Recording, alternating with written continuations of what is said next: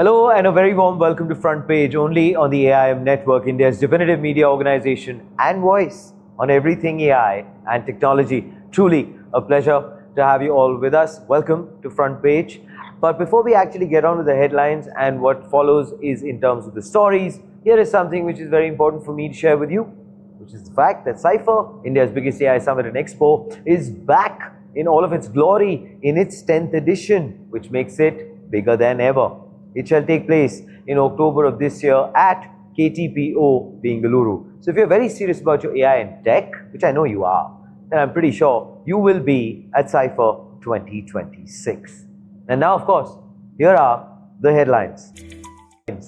AI hiring in India surged 16% in June, contrasting sharply with a 3% decline in overall IT recruitment. Tech giants are pivoting investment towards senior AI talent amid macroeconomic pressures. Bihar has signed AI governance deals with Google, Microsoft, CoRover and Sarvam AI, launching skilling programs for officials, teachers and students as the state races to build an AI-ready workforce and its own artificial intelligence policy. Foxconn reported record quarterly revenue of nearly $79 billion, with sales rising almost 40% year over year as cloud and networking products surpassed half of total revenue, underscoring the company's transformation from electronics assembler to infrastructure powerhouse. India is set to host South Asia's largest private sector missile ecosystem in Shivpuri, Madhya Pradesh. The 2,500 crore backward integrated facility will produce critical propellants, generate 5,000 jobs, and accelerate indigenous defense production. PM Modi begins a historic 6-day, 3-nation tour through Indonesia, Australia, and New Zealand, securing maritime, mineral, and AI partnerships across the Indo-Pacific, marking the first Indian Prime Ministerial visit to New Zealand in nearly 40 years. Mindgrove Technologies co-founder Shashwat TR will be joining me for an exclusive discussion on how their new indigenous Vision SOX commercial deployment marks massive milestones for India's global semiconductor design and hardware visions.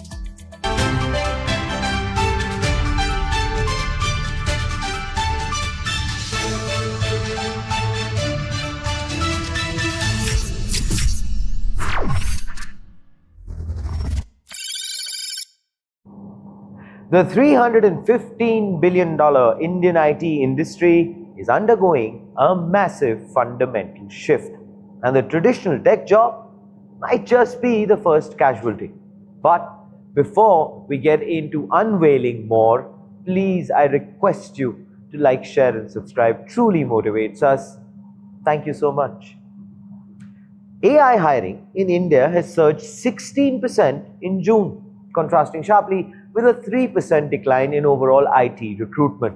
Now, according to the latest Naukri Job Speak report, which analyzed listings from over 150,000 firms, hiring for artificial intelligence roles within India's IT sector surged by 16% year-on-year in June. But here is the catch. Overall IT recruitment actually has declined by 3% over the exact same period. Now, this stark divergence tells a much larger story. Now, facing a very weak macroeconomic environment, clients holding back on traditional tech spending, companies are being forced to completely reorient their business models. InfoEdge CEO Hitesh Oberoi noted that this data proves exactly where tech companies are still willing to spend their money. AI is rapidly becoming a core capability. We are all aware of that. Now, what it's doing is, it's driving a massive spike in demand for senior and highly specialized talent across 14 different sectors. AI and machine learning jobs have actually jumped by a staggering 25%. The impact on human headcount is, well, already highly visible. India's #1 software exporter, Tata Consultancy Services, has recently stated it expects IT companies to drastically slow down hiring. And that probably begs a question, and you might ask, what's their ultimate goal? Undeniably, it is actually to move towards a workforce that has an equal number of human employees and AI agents. Although this isn't just a future projection. TCS has cut more than 12,000 jobs just last July, and its overall headcount fell by more than 23,000 on a net basis in the fiscal year ending March of 2026. Now, interestingly, the hiring boom isn't restricted only to the IT sector. The insurance and FMCG sectors have also seen the highest overall hiring growth in June, up 16% and 7% respectively. Now, on the flip side, banking and financial services have seen the steepest decline, dropping by a massive 12%, followed by a 4% drop in the education sector. And here, of course, brings us to the front page take. Now, the writing is on the wall. Traditional IT services, which built India's modern middle class, no longer the ultimate safety net. As giants like TCS have actively planned for a 50-50 split between humans and AI agents, the industry is replacing the very foundation of its workforce. There is, of course, a question I would like for you to answer. Are we witnessing the end of the traditional IT job in India, or is this simply the painful birth of a new, highly specialized AI/human economy? Please do let us know. What are your thoughts in the comments below? This, ladies and gentlemen, is Front Page by the AIM Network. Like, share, subscribe, and always remember, think AI, think AIM. Now, there's a pattern forming across India. Andhra Pradesh chasing quantum computing, Karnataka incubating deep tech, and now Bihar has joined the AI race. The Bihar government has signed MoUs with 4 major AI players: Google, Microsoft, CoRover, the maker of Bharat GPT, by the way, and Sarvam AI. 2 global hyperscalers and 2 of India's own homegrown AI companies, all in one state's corner, approved, of course, by the state cabinet itself. But here's the twist most people will maybe tend to miss. These deals aren't financial. There's no state funding being poured in. Instead, each company brings something different to the table: technical expertise, capacity building, innovation support, knowledge sharing. So in other words, Bihar isn't buying AI, it's building the muscle to use it. So what does each company actually do here? Well, let me try to elaborate.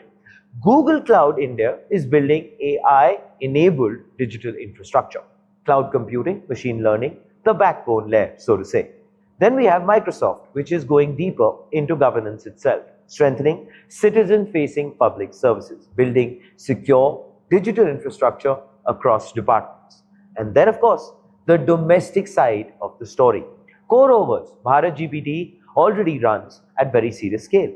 It already touches over 1 billion users through platforms like the Indian Railways and UPI. Sarvam AI then brings something else entirely to the mix: sovereign, multilingual AI, built to work in India's own languages and dialects. Not translated, mind you, but built for it.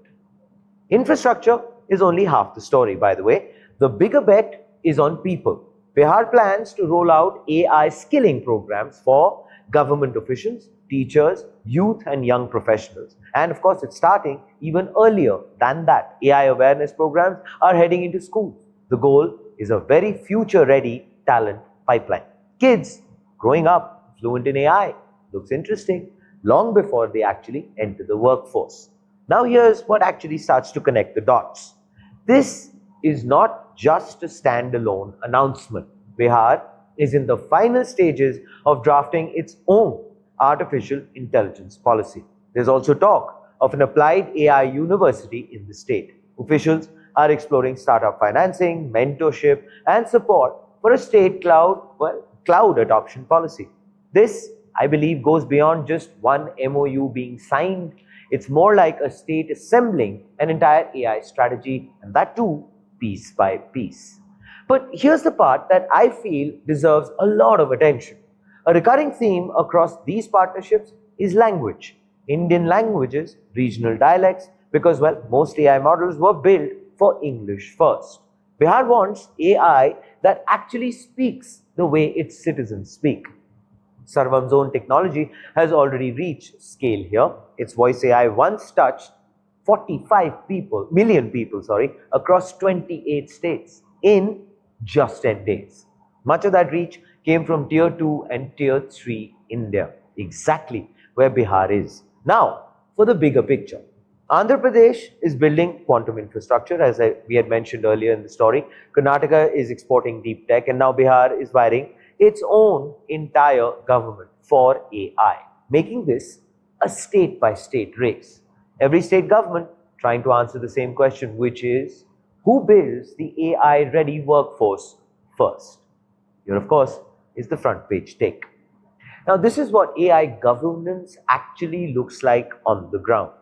Not just, simple chatbots and slogans, but officials trying to, get trained, teachers who are going to be upskilled, students growing up AI literate, and a state betting that public administration itself is about to be rebuilt around artificial intelligence.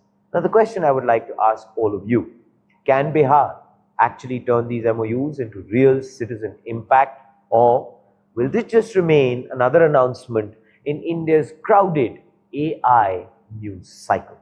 Please do let us know. What are your thoughts in the comments below? This, ladies and gentlemen, is Front Page by the AI Network. Like, share, subscribe, and always remember, think AI, think AIM. Now, 3 years ago, Foxconn was known for one thing, the iPhone. Today, more than half of its revenue comes from something entirely different, its infrastructure. And that change, ladies and gentlemen, has surfaced in the numbers. Foxconn reported nearly 40% year-over-year revenue growth in the second quarter. June revenue alone jumped 52%. The company generated almost $79 million in sales in just 3 months. But, before we go further into the depths of these numbers, please, I request you to like, share, and subscribe. Yes, it only helps our numbers to grow, which is a good thing, right? Thank you. Foxconn, officially known as Hon Hai Precision Industry, I hope I got that right, I think it's Hon Hai Precision Industry, reported second quarter revenue of approximately 2.51 trillion or nearly $79 billion. That's exceeded analyst expectations and marked the strongest second quarter in the company's history. The company has also reported record June revenue, up more than 52% from a year ago. Management expects momentum to continue into the current quarter, citing continued demand for server racks and networking infrastructure. Now, what's remarkable is not so much about the size of the increase, it's where the growth is truly coming from. Now, as we all know, Foxconn has been synonymous with manufacturing. If consumers bought a smartphone, for example, a laptop or a gaming console, there was always a very good chance Foxconn had assembled it somewhere in the world. The company has become one of the most important manufacturers in modern history. But manufacturing consumer electronics is honestly a very difficult business, and that is because the margins are thin and competition is quite intense. Also, the fact that the customers hold enormous negotiating power, and growth, eventually takes a hit. Foxconn understood that, which is why it began evolving. Today, cloud and networking products account for more than half of the revenue. Just up until a few years ago, that figure was closer to a quarter, which clearly highlights a business model shift. Now, what's particularly interesting is that these results come in at a time when skepticism remains widespread. Questions continue to circulate about spending levels, returns on investment, future demand, and whether current infrastructure build-outs are sustainable. Yet companies throughout the supply chain continue reporting exceptionally strong order books. Foxconn's latest quarter reinforces that very picture, because revenue doesn't grow nearly 40% just by accident, and record quarters don't happen because customers are becoming cautious. The spending is real, so are the deployments, which then, resultantly means that the orders continue to arrive. But the results also highlight another challenge. Success creates constraints. Foxconn specifically pointed to tight material supply conditions affecting parts of its business. This is, of course, becoming a recurring theme across the industry. Demand can expand quickly, supply, usually cannot. Factories take a long time to build, equipment takes even longer to install. Production capacity doesn't, well, tend to kind of suddenly just zoom up overnight, which means periods of strong demand often create bottlenecks elsewhere, and those constraints eventually shape pricing, margins, and, well, competitive dynamics. Here, of course, is the front page take. Now, the most important takeaway from Foxconn's quarter is the changing composition of that revenue. Yes, technology spending appears to be shifting further away from personal devices and further toward infrastructure, which is honestly a meaningful transition because infrastructure cycles tend to last longer, require more capital, and create very different kinds of winners. Foxconn has recognized that shift quite early, and the latest quarter suggests that that decision continues to pay off. For now, well, we leave you with that very thought. Please do let us know what are your thoughts in the comments below on this particular development. This, ladies and gentlemen, is Front Page by the AIM Network. Like, share, and subscribe, and always remember, think AI, think AIM. India's push for self-reliance in defense has taken a massive multi-billion rupee leap forward, and it is putting the region on the global map. But before we tell you more about this, and honestly, it is a proud moment. Also, what makes us thoroughly proud is all of your support that we get on a regular basis. So, well, you know what I'm going to say. Like, share, subscribe. Helps us very interestingly motivated. Thank you. Ground has officially been broken on a 2,500 crore mega project in Shivpuri, Madhya Pradesh. It is also to establish South Asia's largest private sector missile ecosystem, spearheaded by Adani Defence and Aerospace. This is, well, no longer just another assembly line. It is India's first backward integrated private sector facility of its kind. Now, by combining advanced missile system integration with the actual production of critical materials, this ecosystem is closing a long-standing gap in the national defense supply chain. It is specifically focusing on composite propellant and TNT at a single location. The sheer scale of the investment is expected to generate 5,000 direct and indirect skilled jobs. Now, simultaneously, it would be opening lucrative new avenues for local micro, small, and medium enterprises. The groundbreaking ceremony, to say the least, for this monumental facility drew major political and corporate heavyweights. Madhya Pradesh Chief Minister Dr. Mohan Yadav welcomed the project, calling it a catalyst that will reinforce the state's emergence as a preferred destination for strategic manufacturing. Then, Union Minister Jyotiraditya Scindia hailed it as, and I quote, a new industrial chapter, end quote, for the Shivpuri Guna region that will deliver high-quality employment.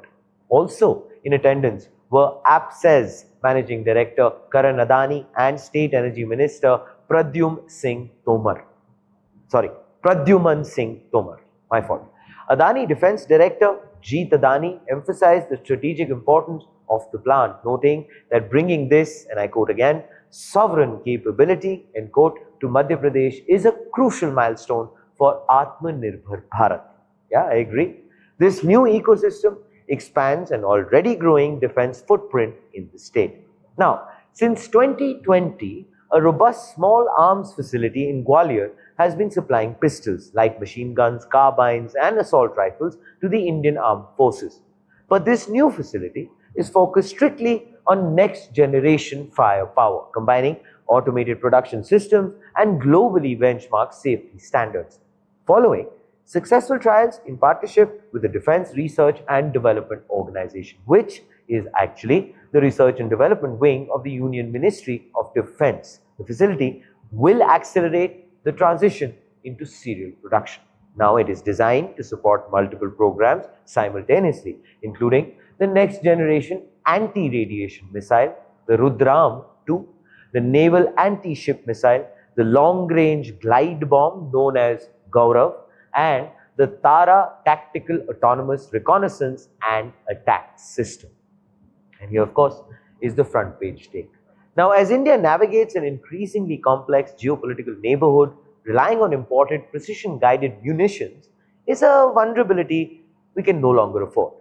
But by building out South Asia's largest defense ecosystem at home, the private sector is ensuring the Indian armed forces have exactly what they need to maintain long-term defense preparedness.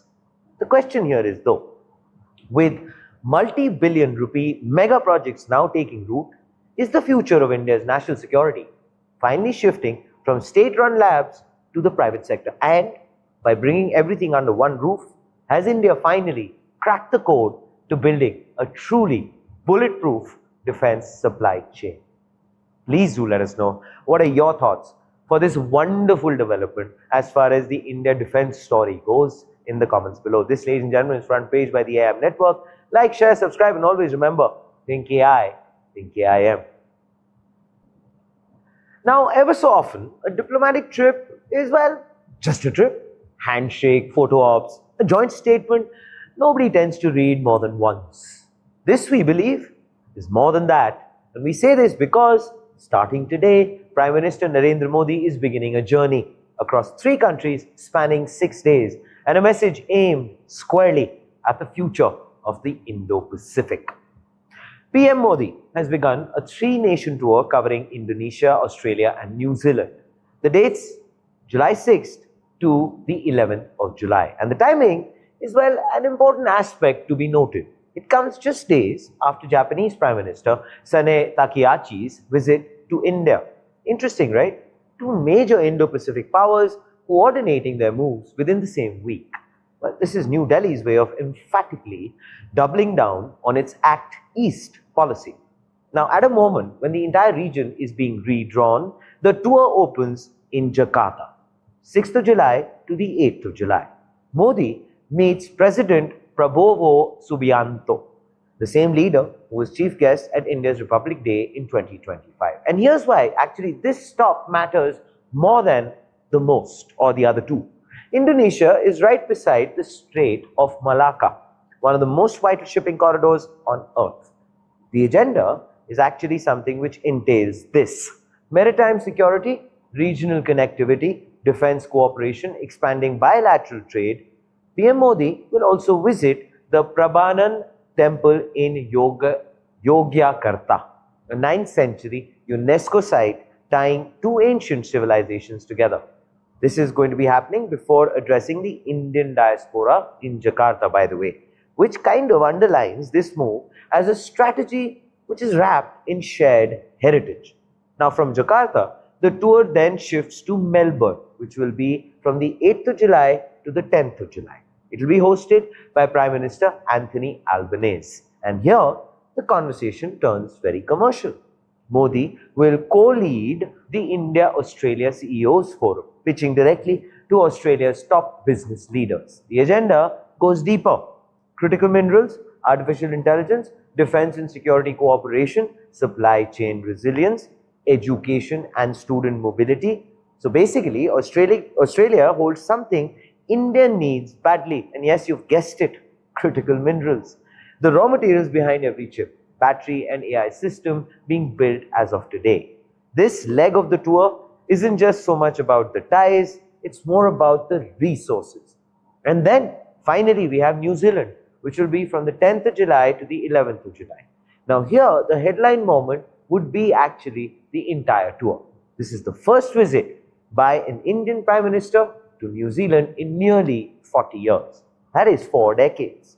So PM Modi will basically meet Prime Minister Christopher Luxon in Auckland, building on the momentum from Luxon's own visit to India last year. Now, what will the focus drive at? The recently signed India-New Zealand Free Trade Agreement, student mobility, supply chain resilience, economic cooperation. PM Modi will also meet business leaders and sports personalities. Now, before addressing the Indian diaspora in Wellington and Auckland, a relationship reopening after 40 years of silence, well, carries a lot of weight. So, I want to ask, why does this all matter as of right now? Well, that's because the Indo-Pacific is no longer a corner of geopolitics, and a very silent one at that. It's actually the arena. China's presence looms over every conversation about the Strait of Malacca. The West is racing to secure critical minerals outside Chinese supply chains. AI and defense technology are becoming as strategic as oil once was. So every stop on this tour touches one of those pressure points. Indonesia for the sea lanes, Australia for the minerals, AI and defense, New Zealand for a relationship coming back from the cold. Now, of course, for the macro view. As I had mentioned, Andhra Pradesh is courting IBM's quantum computer. We've done this a lot of times on front page. Bihar is signing AI governance deals. Amazon has poured billions into Indian infrastructure. And now, India's own Prime Minister is out securing partnerships across the Indo-Pacific. The pattern, you can see it, right? It's starting to emerge. India isn't waiting to be invited into the future. It's actually banging the door down. And here, of course, is the front page take. This, I feel, is India's Mahasagar vision in motion. A free, open and inclusive Indo-Pacific. Built stop by stop. Partnership upon partnership. Now, from the Strait of Malacca to the shores of New Zealand, the question that we tend to ask now is, can 6 days of diplomacy actually translate into lasting strategic wins? Or is this just the opening move in a much longer Indo-Pacific chess game? What are your thoughts? Please do let us know in the comments below. This is Gentleman's Front Page by the AM Network. Like, share, subscribe, and always remember, think AI, think AI.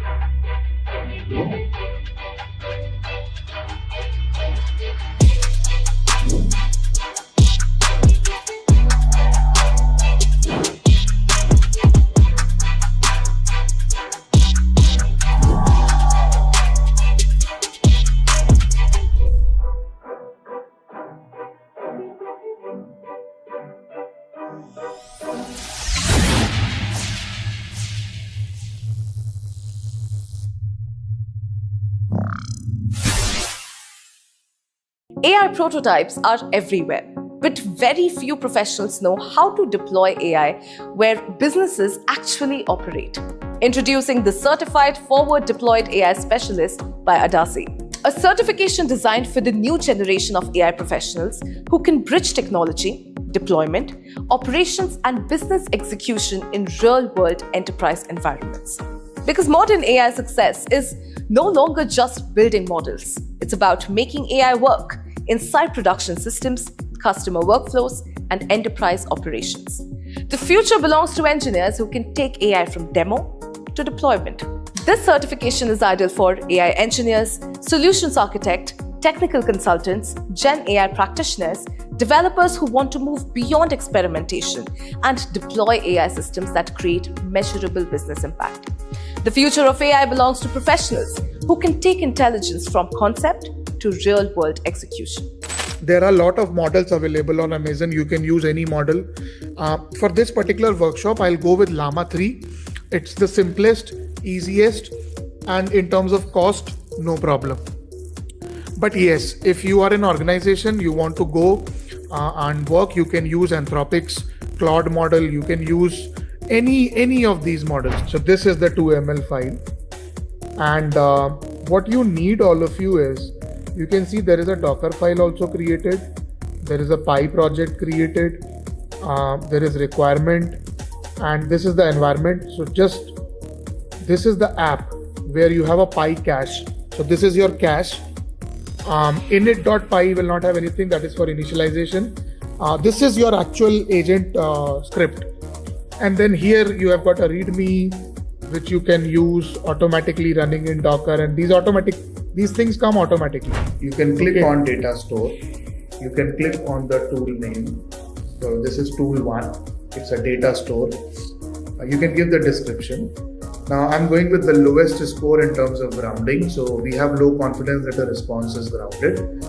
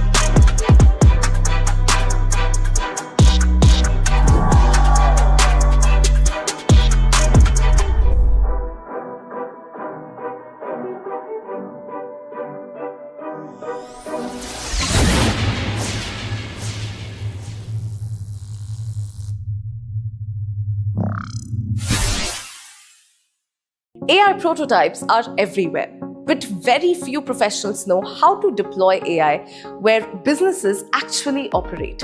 Introducing the Certified Forward Deployed AI Specialist by Adasi, a certification designed for the new generation of AI professionals who can bridge technology, deployment, operations, and business execution in real-world enterprise environments.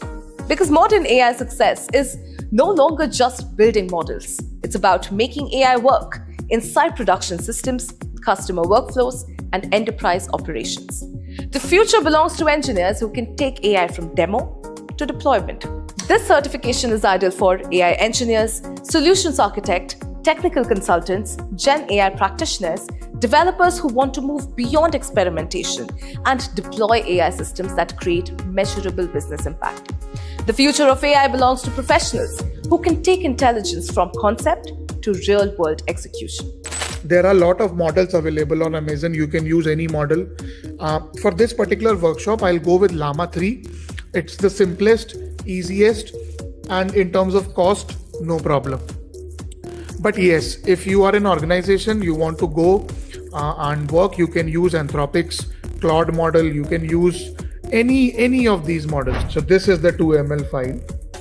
And what you need, all of you, is you can see there is a Docker file also created. There is a Py project created. There is requirement, and this is the environment. So this is the app where you have a Py cache. So this is your cache. Init.py will not have anything. That is for initialization. This is your actual agent script. And then here you have got a README, which you can use automatically running in Docker. And these things come automatically. You can click on data store. You can click on the tool name. So this is tool 1. It's a data store. You can give the description. Now I'm going with the lowest score in terms of grounding. So we have low confidence that the response is grounded.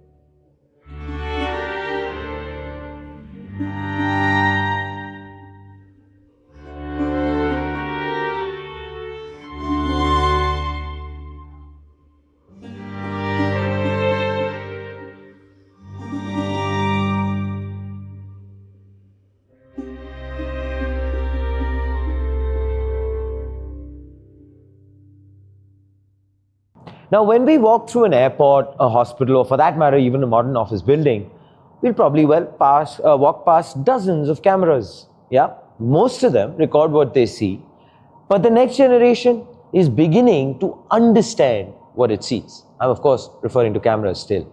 And that is where a vision SoC comes into the picture. Yes, it's short for Vision System on Chip, which is a specialized semiconductor that allows cameras and edge devices to analyze images and video using artificial intelligence without constantly relying on the cloud. Mindgrove Technologies has now taken one of India's indigenous vision SoCs into commercial deployment. It is, of course, a significant milestone for one company, but it may also tell us something about India's ambitions to become a country that builds technology products, not simply technology talent. And joining me today for an exclusive conversation on Front Page is Shashwat TR, who's the co-founder of Mindgrove Technologies. Welcome to the show. How are you doing? And congratulations. Hi, I'm doing good, thank you. I unfortunately can't hear you. Now I can, I think. How are you doing, Shashwat? Sorry. Yeah, I'm doing very well, thank you. Wonderful to have you with us, and congratulations on a wonderful achievement and a milestone. Long time coming, but I'm pretty sure that you're tasting the sweetness of success. Thank you. Fabulous. All right, so we'll start with this. Vision SoCs, as I just mentioned, are already finding their way into surveillance systems and intelligence cameras. So I'd first want to understand with the technology itself. Now, for someone who's hearing the term for the very first time, Shashwat, what exactly is a vision system on chip, and where would they encounter one in everyday life without actually even realizing it?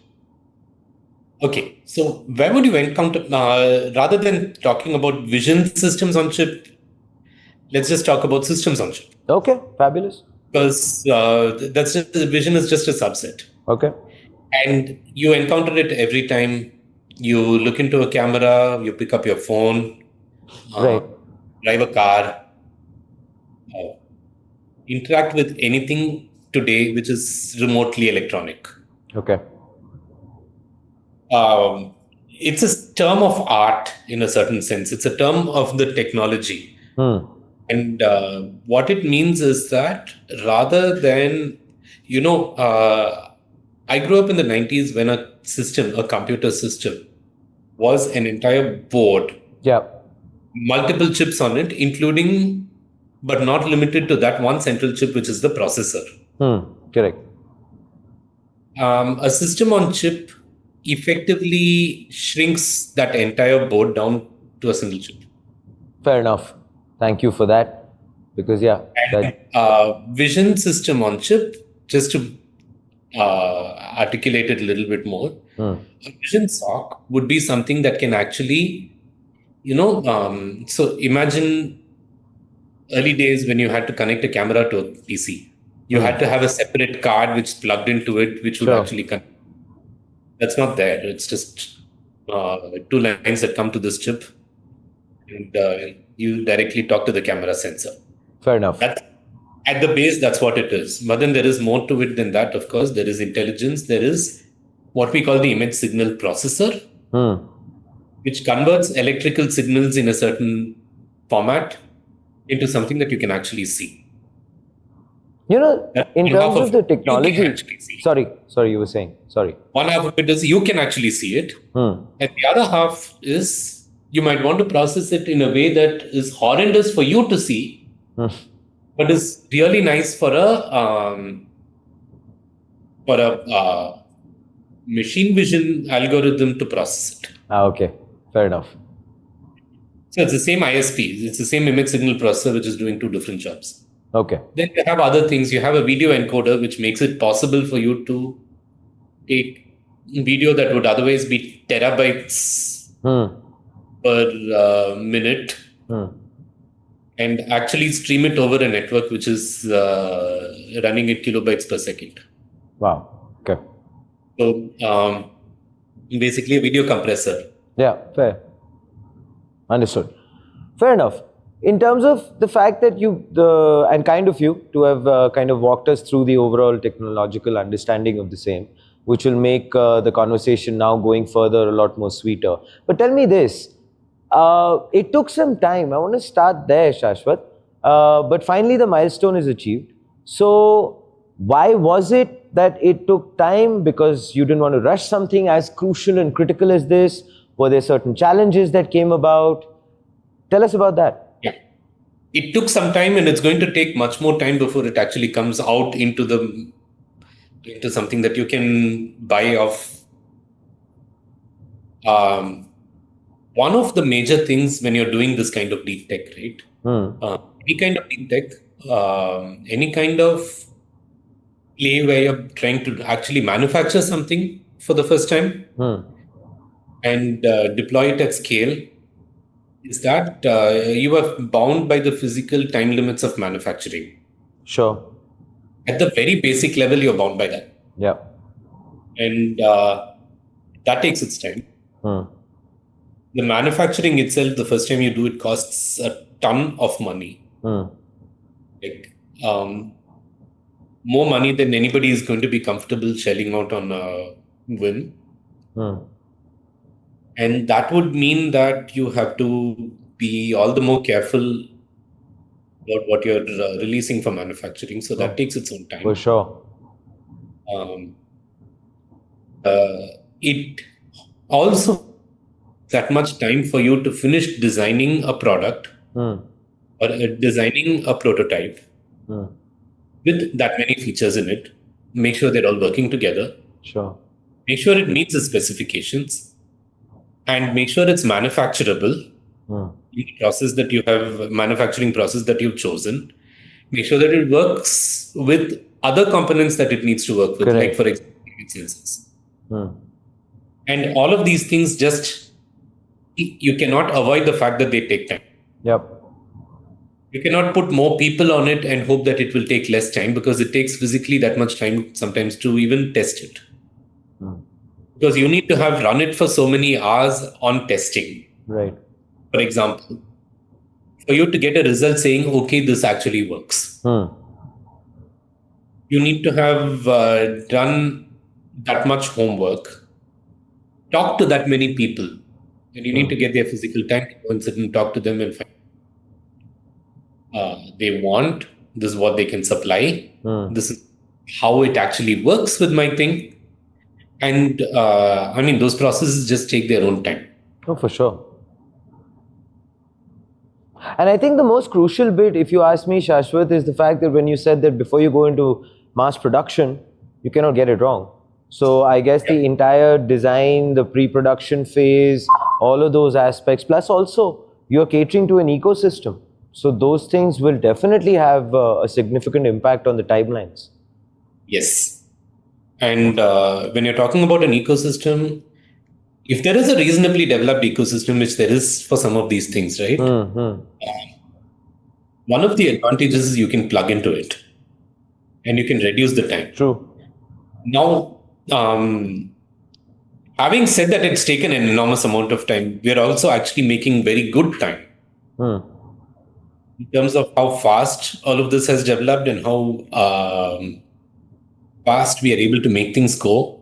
So the reality is that had we done this the absolutely traditional way, the way that it had been done years ago, this would be a 5-year process. We brought it down a lot. That's wonderful. Very encouraging to know. Which brings me to this then. I want to ask you, security cameras and vision processors honestly already exist across the world. Now, every modern camera, Shashwat, already has a processor inside it. So what problem are you trying to solve that existing chips weren't solving? Okay, so think about it this way, right? It's not just that you have a processor, you always have a processor. Right. And the moment that we are talking about a digital camera, you have to have a processor to do it. Sure. It's impossible to get those signals out, process them. That's what a processor does. It processes things and get it out onto some view. Every generation, there is an upgrade that goes on into this capability of processing. Sure. And at every generation, there is also other things that get added on or removed that you need to look at. So Gen 1 stuff needed to be able to put out analog signals, for example. And you generally ran coax cables from the camera to a digital video recorder, then ran probably a VGA signal to a monitor, which you saw. Today, you need it on.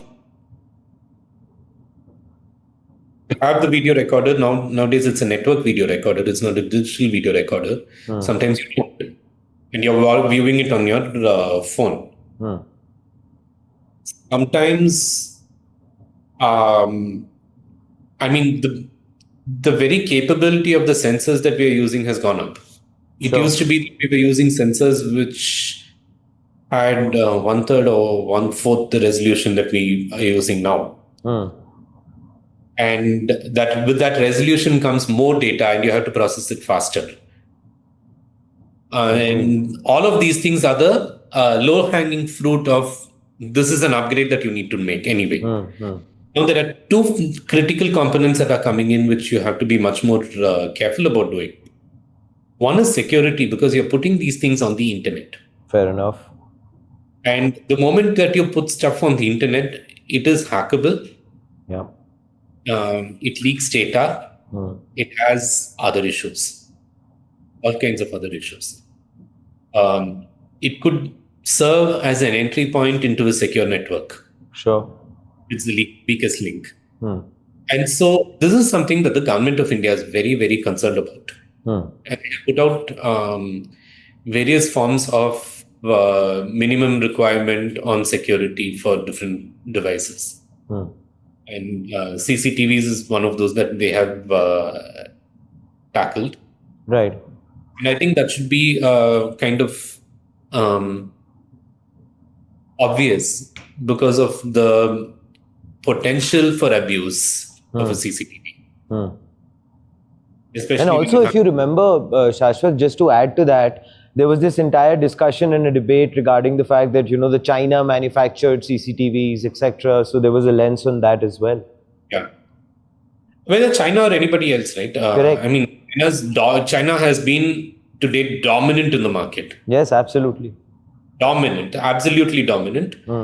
Whether China or anybody else, it's not just a question of. No, we tend to get very. It came from China. We tend to get very aware when it's China in the conversation. Yeah. That's why. Which we are aware of as India because we have our issues there. But But I agree with you. Anybody. With anybody. Until 2 years ago, nobody thought about putting security into a CCTV system. No, I agree with you. putting like encryption Only into recently, if you remember, if Shashwat, about that news, I remember we had a conversation about that on Front Page. This was only a couple of weeks back. There was this entire audit which has been now conducted across the country because there was this couple of CCTVs which were hacked by across the border by Pakistan, etc. There were solar panels which were put up there, and they were getting direct feeds. So yeah. I mean, that's a little bit out of my scope. I know, but I mean, I've been told that this is something that we care about. Can we work on it? Yeah. But yeah, I mean, that clearly factored into the decision making. True. I was coming from there. The government's keen. And I mean, as a consumer, right? As somebody who uses CCTVs in my own home, I don't want that stuff to be leaked as to when I'm not. And when I ran out of the house, not taking my keys. True. If that stuff becomes available. Yeah. I guess where you're going with this, yeah. And I mean, even from the government's perspective, right? Even petty crime like that is something that is important because that costs the society something. Yes. And they don't want it. It's as simple as that. Fair point. So there is that security aspect coming in. That's very important. And more important, the larger the installation that you're trying to secure. Right. Large industrial units, public infrastructure, road, rail, air. But those are huge installations. Yeah. To say nothing of defense. Defense is its own camp. But I mean, even some mines, all of those kind of things. So security is a very crucial aspect that is coming in further and further. CCTVs are meant for security, but nobody thought about securing them beyond a certain point until very recently. Yeah. There have been all kinds of international incidents, and that has factored into decision making. The last factor is AI, as we would like to say. But in this case, this is not broad AI, this is not LLMs. Fair enough. Typically. Though there are people trying to do that. But I think the important thing over there when you're talking about some kind of an automation is that, so imagine that you're looking at an installation with like 30, 40 cameras. Right.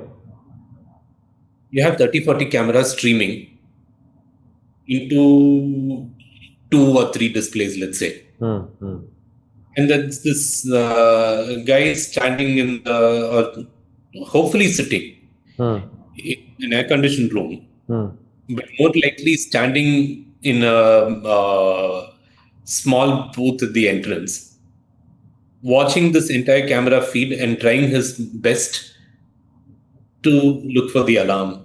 Fair enough. Look for something, some anomaly.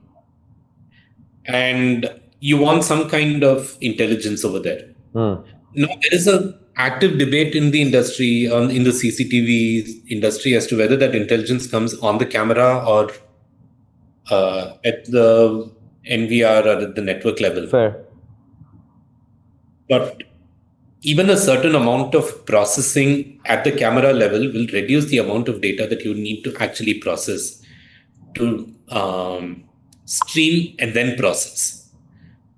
Understood. Because the faster you need to stream something, the more expensive it is. Correct. And in some places, it may not even be possible to stream the data. So you have to be aware of all of those things, and then you have to design around all of those things.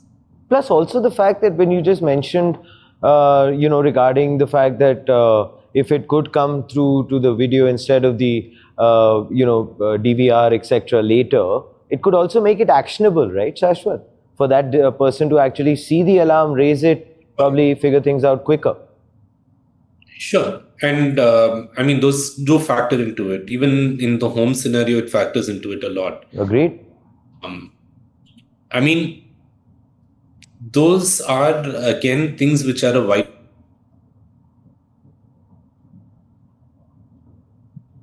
I think, there you are. Yeah, I lost you there for a second, sorry.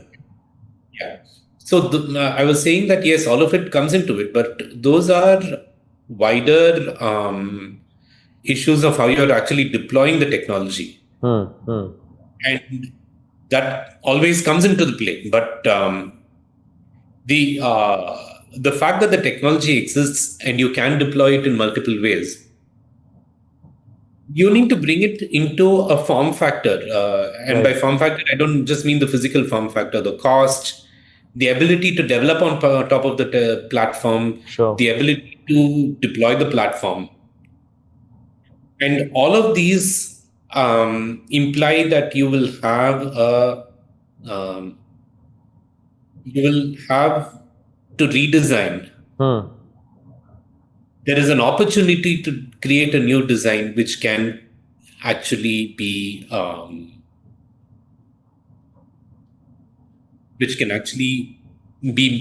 launched into the market and deployed. No, makes sense. I think the way I understood it is the fact that what the solution you're being able to deliver, which earlier chips were not being able to do so. Security is one, then of course the sheer size of deployment, and of course the ability to make things quicker, faster, and far more actionable, and of course changing the design from the get-go. Makes sense. Now building a chip is one challenge, Shashwat. Convincing someone to deploy it in the real world is, I believe, another one. So how significant is this moment for Mindgrove and also for India's semiconductor journey?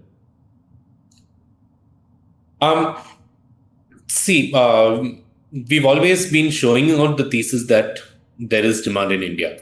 5 years ago, people were not even accepting the fact that there would be demand from India directly. Which is true. Oh, no, India will never manufacture by itself. You will always import finished products from somewhere else. Correct. Now we are showing that there definitely is demand from India, and there definitely is to pick it up. So that's a proof point.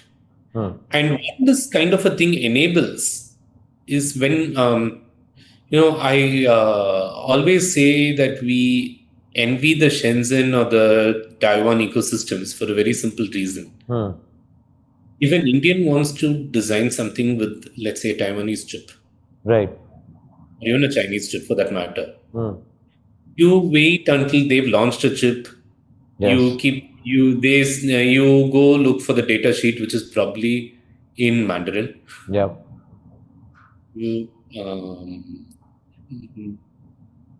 hope to hell that Google Translate does a decent job of translating it. Today, of course, we have LLMs which are better at translating, but still.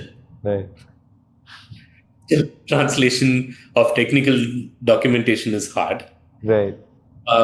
You write to the manufacturer, you get a sample, you get sample code, which hopefully works, usually just about works. You got a 6 months job of trying to get the whole thing to work. And then when there is a problem and you need to sit face to face, somebody has to take a flight outside of the country. True. When a Taiwanese designer works with a Taiwanese chip house, who works with a Taiwanese fab, who works with a Taiwanese PCB manufacturer, everybody's 2.5 hours away from each other by road. We're most probably 20 minutes away from each other by walk. We envy that, right? Oh, for sure. So our ability to become a powerhouse depends on our ability to work together. And, creating this as a template, being able to announce it and being able to say that we are working with our friends in the Indian electronics industry means that you create that infrastructure, you create that dialogue, you create that ability to work together. Agreed. And unlock all of those benefits of working in your own language, in your own country, with people you understand first class. Yeah, that's true. their eccentricities and all. You understand everything, which makes it far more. And when my customer comes to me and says, hey, you know what, this is going to be deployed in Rajasthan and I need it to fit a particular performance profile. Right. I know exactly what that means. True. I'll add to this. We had Venkat sir of QNew Labs, and I'll just probably further corroborate what you're talking about in terms of the ecosystem, Shashwat, because what he shared with me in terms of QNew's milestone of just building the tech in 3 months. He called it magic, and I thought it truly was. And what a wonderful journey he described to me, and what a amazingly brilliant, humble man.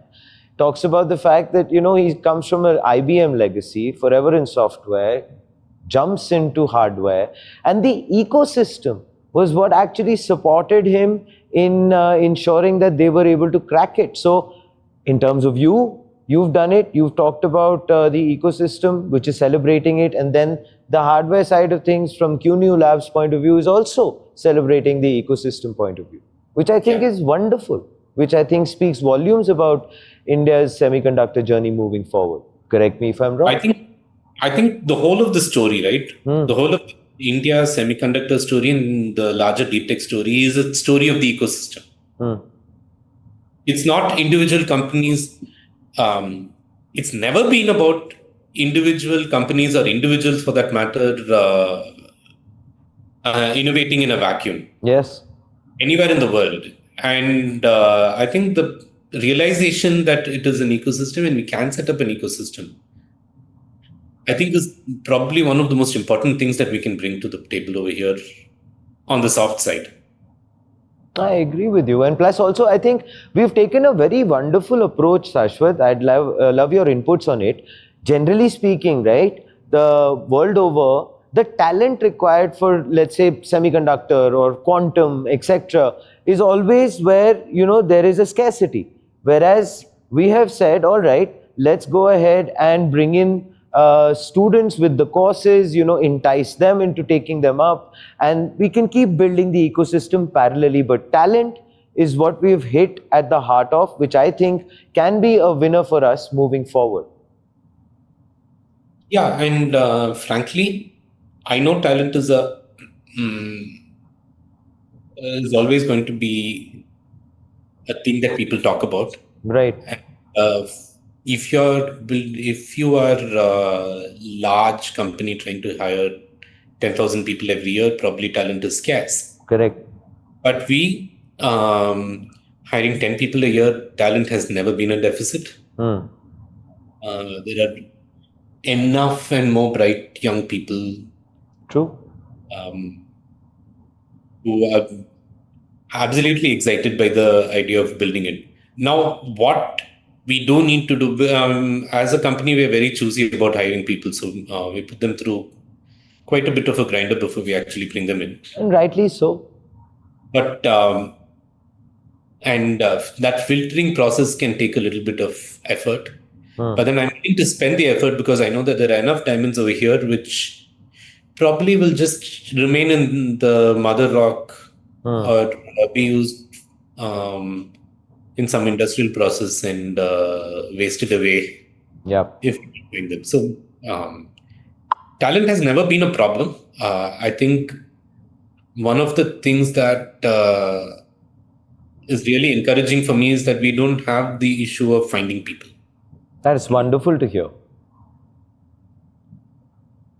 Tell me this, Shashwat, what do you believe when it comes to talent? I mean, I'd like to probably go a little deeper with it, which is the fact that, we've always been understood by the world over as we designing the chips is concerned, which has obviously made a lot of the talent also kind of, move out of the country because the opportunity of manufacturing, etc. But with this milestone, Shashwat, do you believe that entire story is going to take a very different path moving forward? Are we now in a place where we can start to say that, yes, manufacturing is in the crosshairs?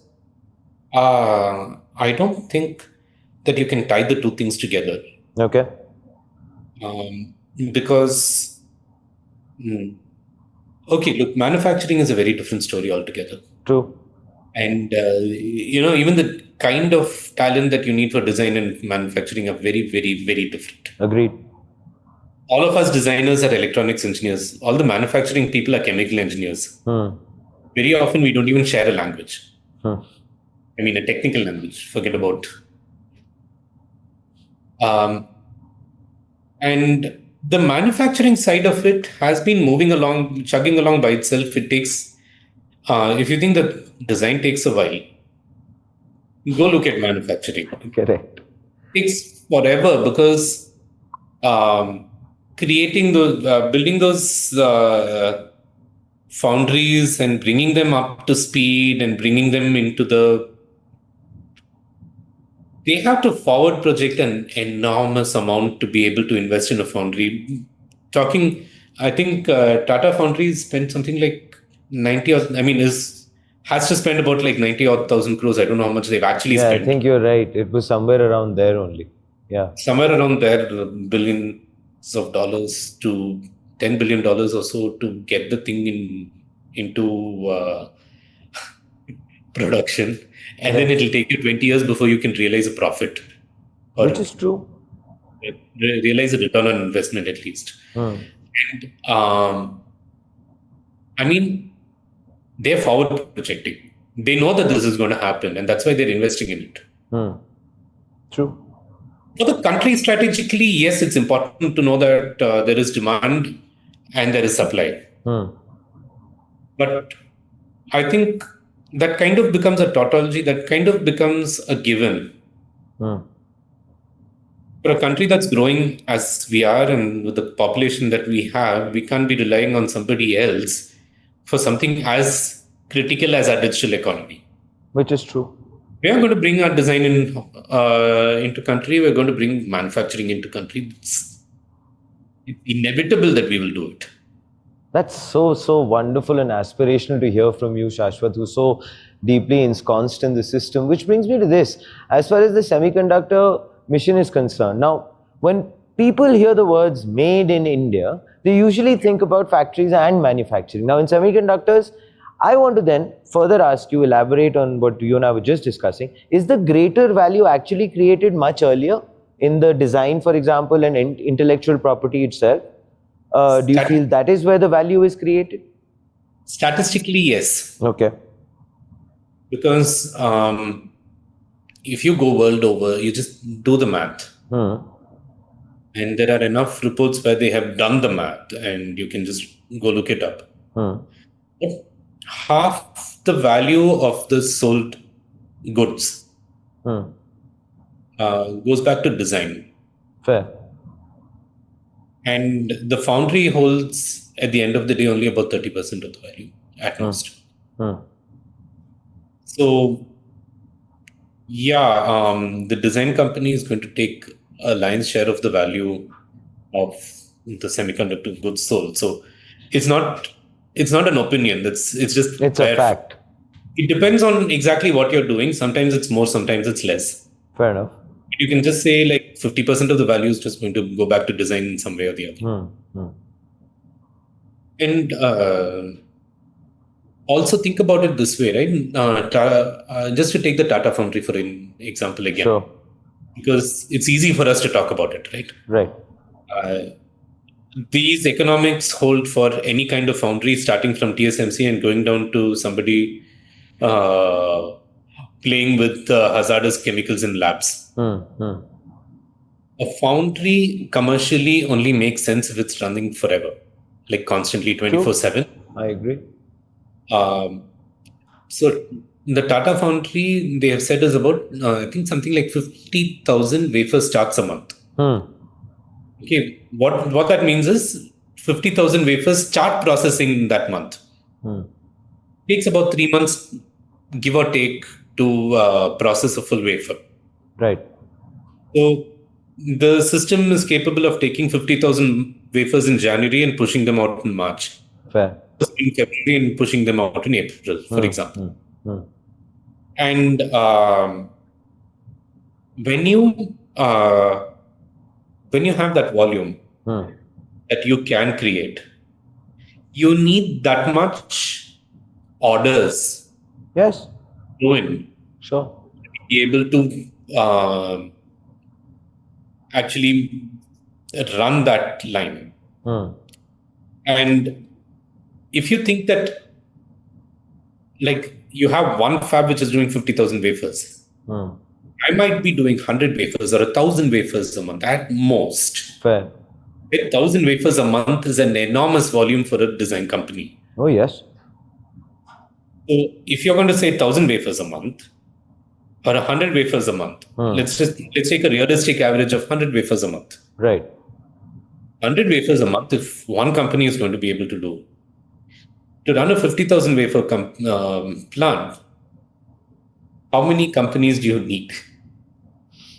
You need 500 companies. Yep. And that is why you need more investment in design. You don't need more volume of investment. I mean, like, more quantum of investment, but you need to invest in more design companies. Understood. That needs to be the focus. Fair enough.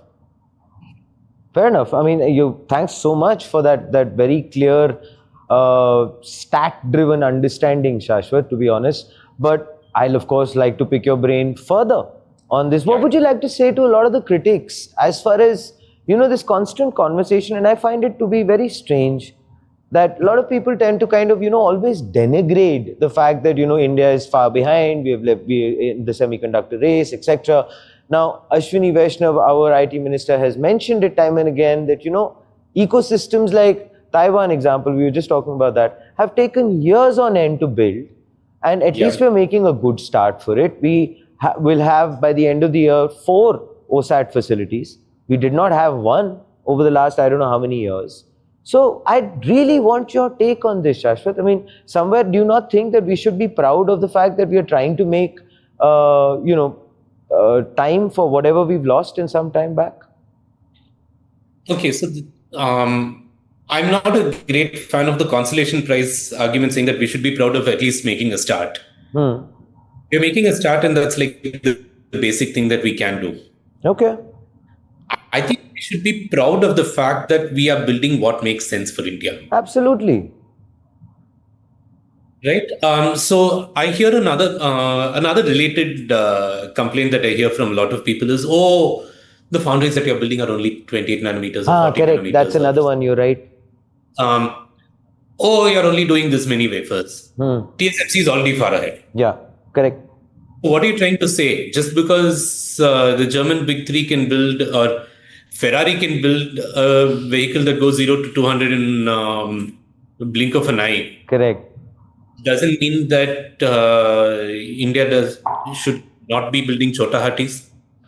It's strange. Yeah, I agree with you. What are you trying to say over here? Right.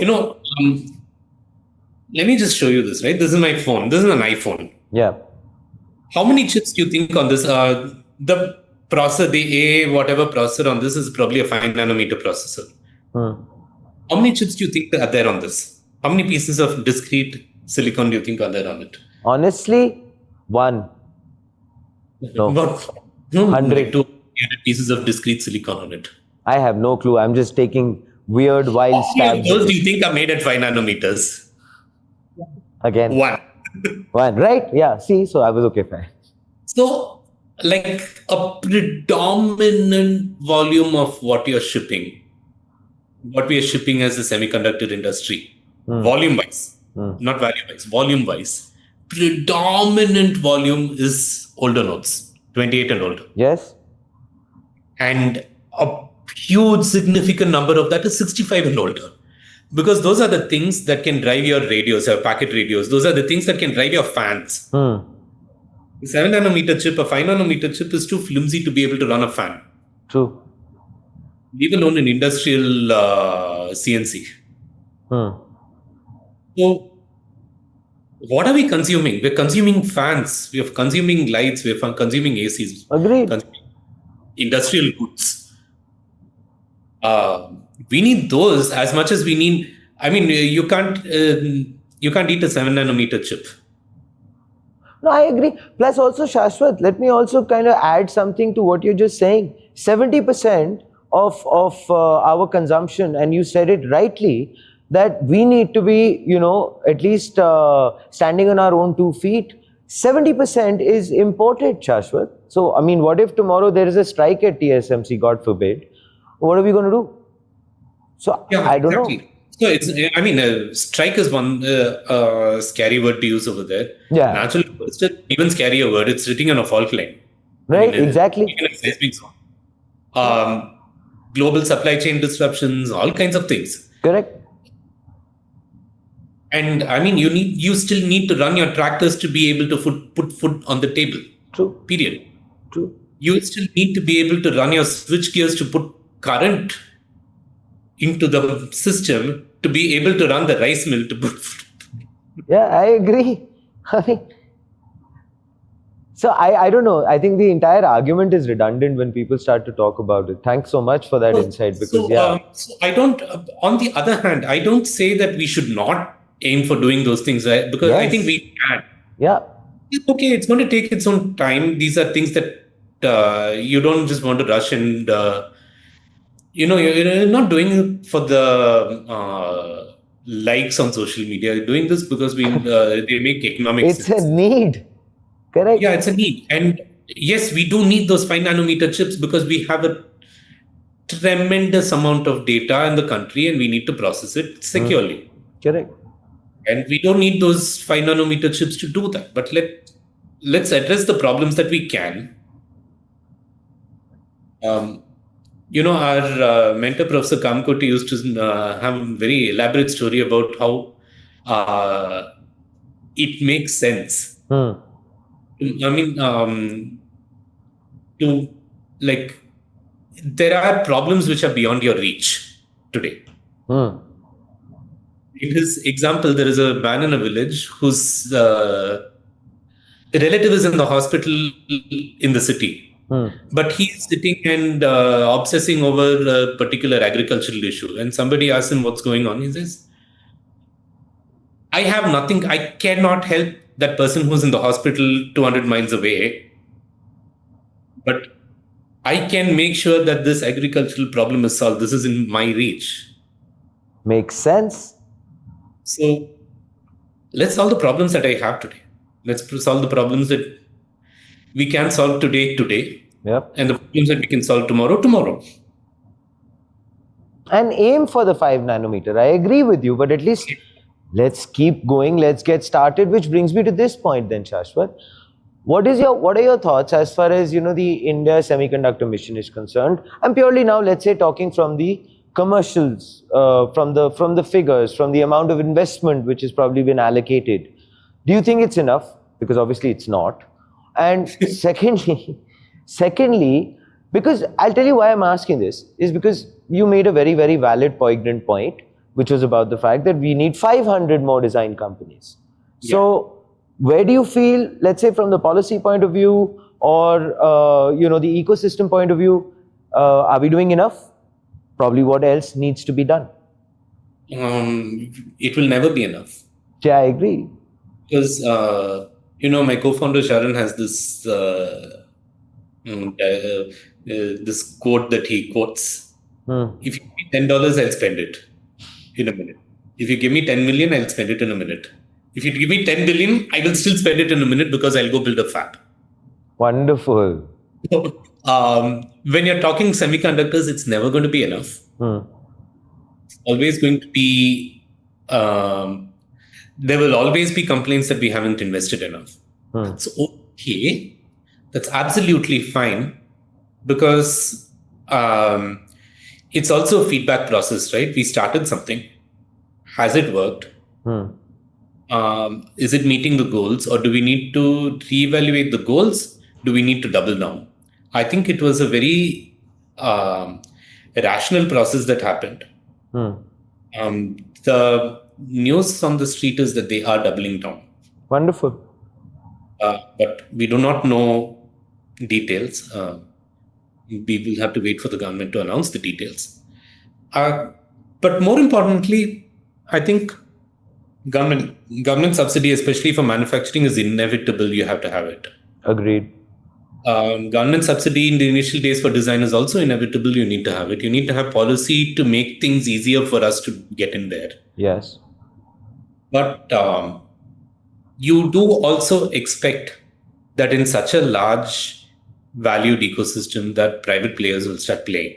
I was going to come ask you about And policy to enable those private players to play is important. Policy to, not just policy, conducive environment where people think that, hey, this is a good investment. It may take a longer time to pay off than the next quarter. Agree. A lot longer than the next quarter. Sorry. Right. But it's going to take time to pay off. Right. And that is something that is still okay because it's going to pay off that much. And you needed private investors to, you need them to be able to make that bet.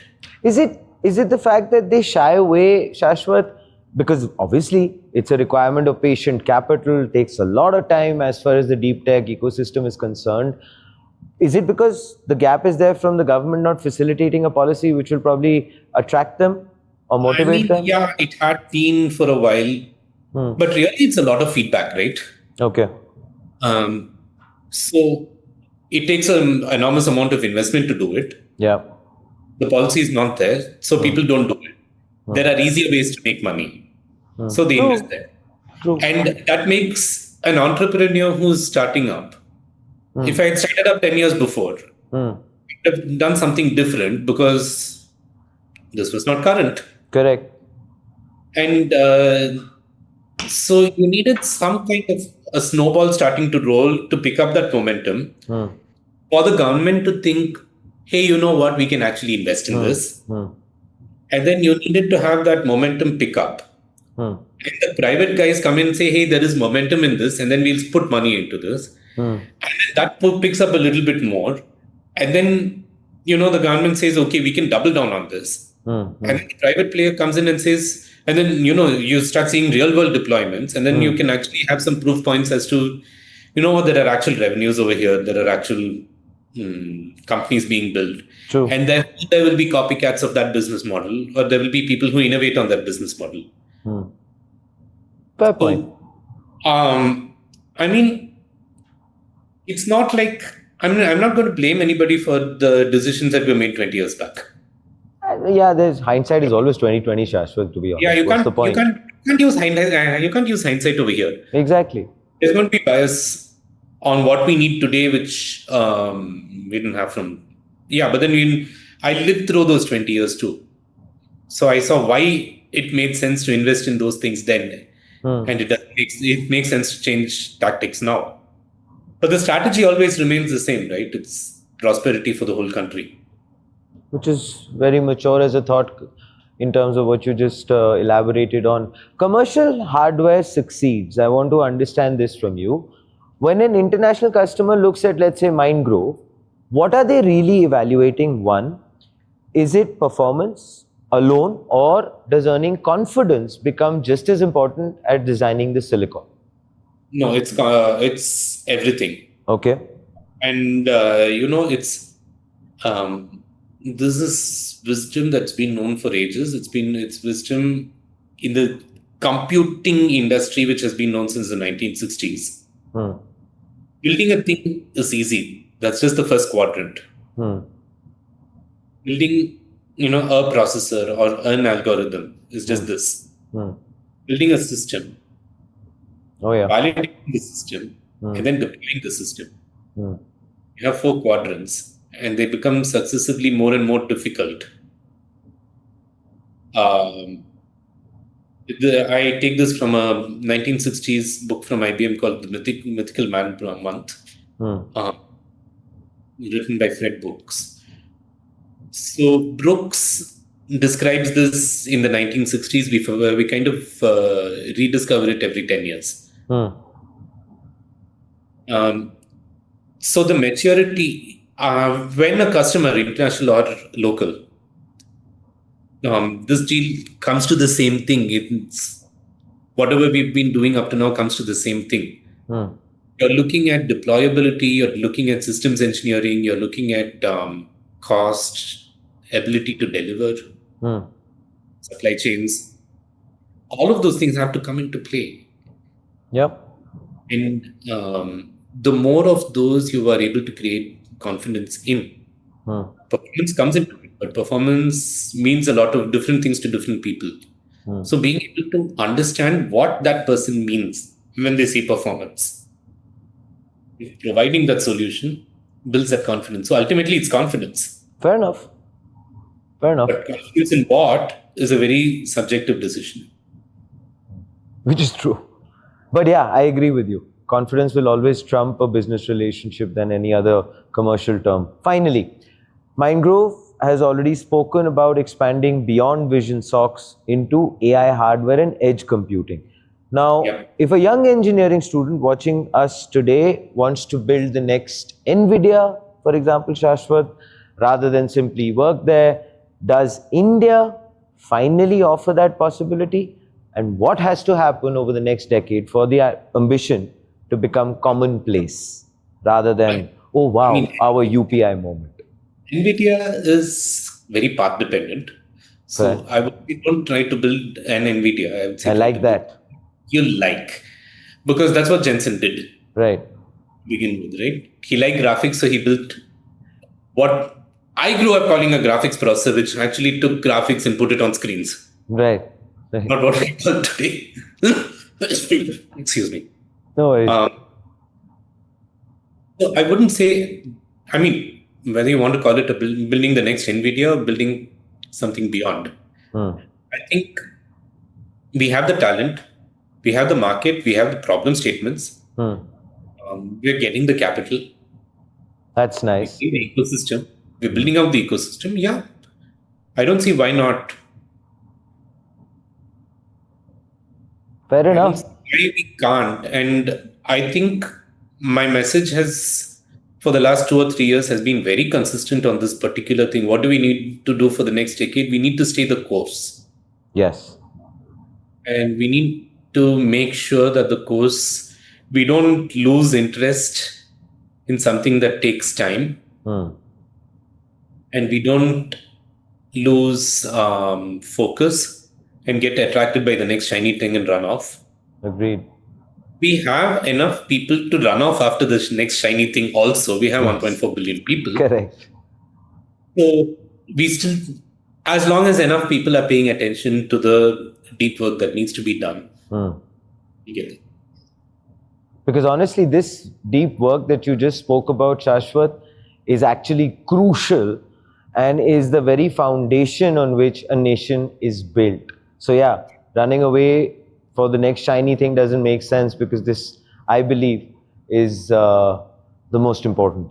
Anyway, thank you so much, Ashwath, for being on Front Page, for being so honest, clear, and aspirational in your thought, and for most importantly being so consistent and delivering with that consistency what Mindgrove has done. So kudos to that. Wishing you and the entire team all the positive energy onwards and upwards. And we'll of course request you to come back on Front Page as this wonderful ecosystem keeps growing, because you're a very important voice in it. Thank you. Pleasure. Well, there you have it, ladies and gentlemen. I believe I couldn't put it better than Shashwat in terms of what he just spoke about, was the fact that it is about staying the course. It is most important. Policies are, of course, being designed, shaped around this extremely important aspect. Sovereignty is actually at the heart of this entire conversation. Security, and the fact that our dependency on the countries which are supplying to us right now needs to definitely go down. We do not need to keep tom-tomming about the fact that we are not building a 5 nanometer, etc. As Shashwat put it, we are trying to achieve what we need at this given point in time according to the demand that we are creating. Yes, we can have a vision of the 5 nanometer, and I do believe that we already do. So, well, what are your thoughts on all of these aspects? Please do let us know in the comments below. This, ladies and gentlemen, is Front Page by the IIM Network. Like, share, subscribe, and always remember, think AI, think AIM.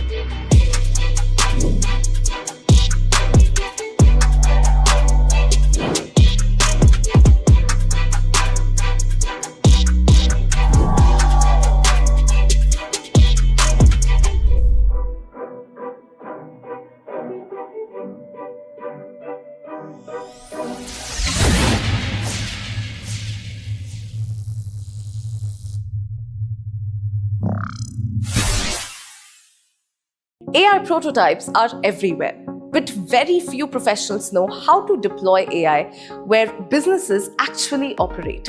Introducing the Certified Forward Deployed AI Specialist by Adasi, a certification designed for the new generation of AI professionals who can bridge technology, deployment, operations, and business execution in real-world enterprise environments. Because modern AI success is no longer just building models. It's about making AI work inside production systems, customer workflows, and enterprise operations. The future belongs to engineers who can take AI from demo to deployment. This certification is ideal for AI engineers, solutions architects, technical consultants, Gen AI practitioners, developers who want to move beyond experimentation and deploy AI systems that create measurable business impact. The future of AI belongs to professionals who can take intelligence from concept to real-world execution. There are a lot of models available on Amazon. You can use any model. For this particular workshop, I'll go with Llama 3. It's the simplest, easiest, and in terms of cost, no problem. But yes, if you are an organization, you want to go and work, you can use Anthropic's Claude model. You can use any of these models. So this is the 2ML file. And what you need, all of you, is you can see there is a Docker file also created. There is a Py project created. There is requirement. And this is the environment. So this is the app where you have a Py cache. So this is your cache. Init.py will not have anything, that is for initialization. This is your actual agent script. And then here you have got a README, which you can use automatically running in Docker. And these things come automatically. You can click on data store. You can click on the tool name.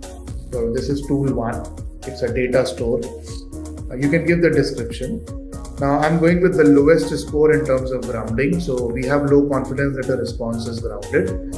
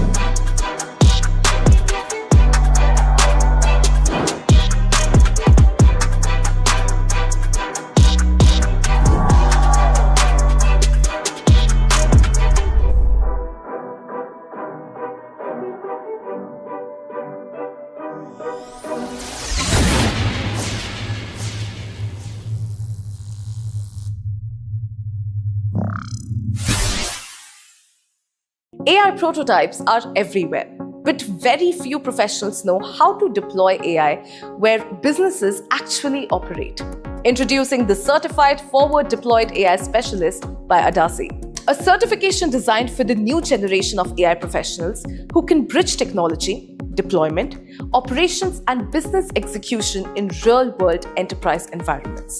Because modern AI success is no longer just building models. It's about making AI work inside production systems, customer workflows, and enterprise operations. The future belongs to engineers who can take AI from demo to deployment. This certification is ideal for AI engineers, solutions architects, technical consultants, Gen AI practitioners, developers who want to move beyond experimentation and deploy AI systems that create measurable business impact. The future of AI belongs to professionals who can take intelligence from concept to real-world execution. There are a lot of models available on Amazon. You can use any model. For this particular workshop, I'll go with Llama 3. It's the simplest, easiest, and in terms of cost, no problem. But yes, if you are an organization, you want to go and work, you can use Anthropic's Claude model. You can use any of these models. So this is the 2ML file. And what you need, all of you, is you can see there is a Docker file also created. There is a Py project created. There is requirement, and this is the environment. So just this is the app where you have a Py cache. So this is your cache. Init.py will not have anything, that is for initialization. This is your actual agent script. And then here you have got a README, which you can use automatically running in Docker. And these things come automatically. You can click on data store. You can click on the tool name. So this is tool 1. It's a data store. You can give the description. Now I'm going with the lowest score in terms of grounding. So we have low confidence that the response is grounded.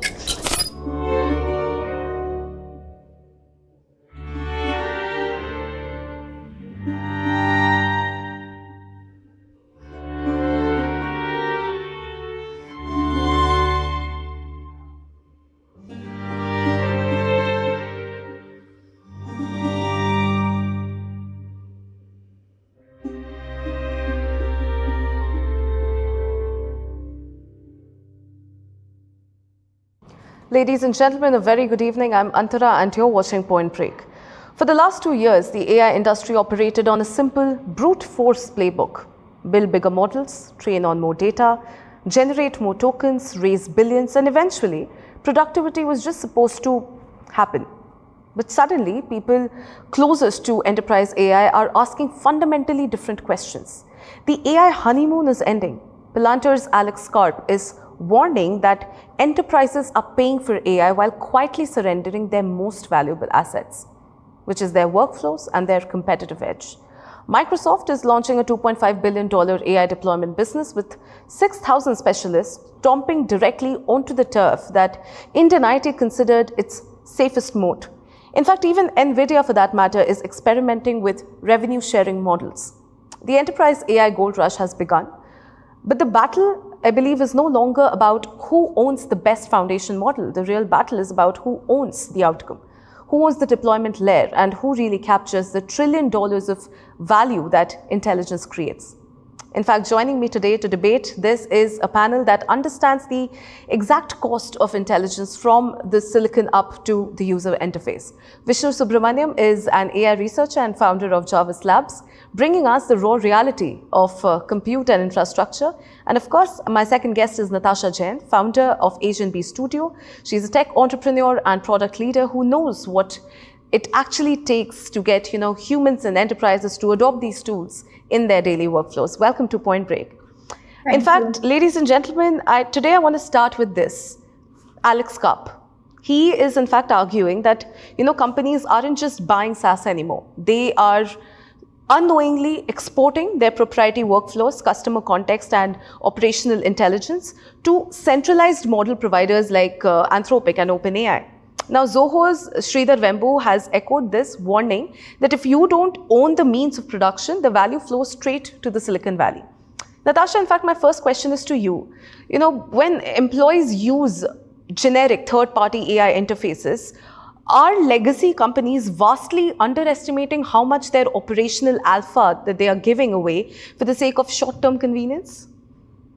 So I think the way I see it, in fact, when I started building Agent B, we were building, we were looking at common models for our own workflow. So I actually am in the interior and architectural space. And for us, there are a lot of generic models that we were using to, look at client outcomes and outputs. And what we realized is the fact that all these models exist, they can provide the kind of outcomes you want. But I think ultimately it's about the workflows that you build on top of it. So when you're looking at like legacy platforms in our industry, or when you're looking at outcomes in our industry, the way they work is the biggest challenge for us is like TAT, right? What is the TAT on client presentations? Or what is the TAT on, showcasing your renders to clients? So what is happening in specialized businesses is, if you actually look at it, it's about the fact that there is a model, but then it is how you build an agent or a layer on that model to make it work for your industry. And I think that is really where the power of AI will now be harnessed. Instead of it being horizontal, it will now start becoming vertical and specialized. Okay, understood, Natasha. Thank you for answering that. Vishnu, from an infrastructure point of view, when an enterprise generates intelligence from an LLM API, who actually owns that intelligence technically? Is it the company or is it the model provider fine-tuning on their interactions? I think the answer is more complicated. So if you look at the last 2 years where the adoption has been increasing, we have seen that the model providers are not just model providers anymore. They are climbing up the ladder. For example, when ChatGPT came, we all were just asking questions. Now today there is Claude Code, Codex, which can do things for you. Let's say, for example, you want to create a marketing post or you want to build a website, it's doing it for you. In an intelligent way, we call it, or replicating the data available in the open source world, or in there's some controversies there. They have used physical books and all those things. They've reached a saturation point. They've extracted some intelligence in the last few years, which is available in the open. They have looked at companies like Canva. Can they get into that space? Look at Photoshop. Can we get into that space? Coding is the biggest example. There was GitHub Copilot, which was the first one which brought these models into coding. Then Cursor took it to a next level. Now Anthropic and OpenAI are competing in the same market. Now, we don't know where does this end. If you look at the latest models like Fable and Mythos, it has become very dirty. For example, the Fable model, if you're using it in a space like where we are in, we are working at both model training and deployments for which can run on our platform, right? So one of the research that we do internally is how do you deploy models that can serve population at scale, which is a very research model. And models like the latest Anthropic models have guardrails that disallows people from using the models for these things. And Mythos is not even available for most of the enterprises. Only for selected enterprises it's available. So the intelligence layer is kind of being pulled off from the organizations in a very slow way. That's one challenge. The cost brings a very different challenge for enterprises. Okay. My next question is for the both of you. Would you say that we are going to see data sovereignty and trust become the single biggest differentiators in enterprise AI, entirely overshadowing raw model capability? What's your take on that? Yes and no. I feel like there is already a certain level of trust that is entrusted on AI because it is so widely used and it is sort of penetrating into so many enterprise users. And when we are integrating AI models into our sort of use case and our workflows, we know that, there is a certain level of protection that comes with the data. Having said that, I feel like the challenge is even at a personal level, forget about enterprise. When we are using AI softwares, we all have an option of, let's say, uploading that information to the LLM's memory or not, because ultimately, you could have your business models, your workflows, your sort of ideations that are kind of internal that you might fear are going into, the sort of larger memory of the model. Or even if you're looking at your own users and how their data is being used on these models, ultimately, the core sort of heart of everything is that one model, right? Whether it's your Claude or Gemini or ChatGPT or Kimi, whatever you've put in the back, everything's serving that one core model. So at the end of it, I think the line as to what is my data really being used for and how it's really training the model is very blurred, and we don't really know that. So there is a superficial layer of protection, but ultimately how it's really affecting the larger models, we don't really know. And I think healthcare is a very important vertical as well, where this will become a challenge because, especially in the US, when you look at HIPAA compliances and how like data is being used for, different medical records and where that is being used to train AI. So there's a lot of blurry lines, which obviously will need to be worked on, but they are building, like Vishnu said, they're building guardrails around it, and it remains to be seen what happens there. Understood. Vishnu, your take on this? So it's very so when it started, right, we all trusted the platforms. I'm but sorry, if you Vishnu, look at, I'm not able to hear you. Could you just repeat the line again? Am I audible? Yes, now you are. Okay. Perfect. So when Anthropic launched their latest model, Fable, in the name of guardrails and protection, they brought in certain rules very silently. For example, whenever they think it's suspicious, they can capture your data and hold it for 30 days. There is no opt-out policy. The second thing we have noticed is there's Anthropic and others have repeatedly mentioned that a lot of Chinese companies which end up using these models for creating the training data for the models which they are training, the distillation technique, which also results in these companies creating protection layers. One such leak that happened in the recent days is Anthropic injects a way to capture the location and different identification parameters in the model that silently uploads it to their backend service, right? So when they can do these things, it becomes a bit fearful on what all they can do. For example, we are building one of the cloud platform from India. We are solving some of the problems that are not solved in the open source world. If the models can get better at these things, tomorrow a competitor can take advantage of these things. So the trust factor is there. And in fact, what we started doing recently is there is an open source model called GLM 5.2. We started migrating to it as a deliberate effort. And probably this is for the first time the open source has come to par with proprietary models like Opus 4.6, which is as good or slightly even better and way more cheaper, and you can host it internally. So you're not at mercy of someone. So trust is definitely a very important factor. Certainly, Vishnu. Thank you, Vishnu and Natasha, on that clarity. I want to pivot the conversation slightly here, and I want to talk about Zuckerberg's agent problem. Right, Mark Zuckerberg is reportedly frustrated. Meta has spent unprecedented capital on compute, but AI agents simply aren't progressing into real-world utility as fast as the industry, or Meta for that matter, expected.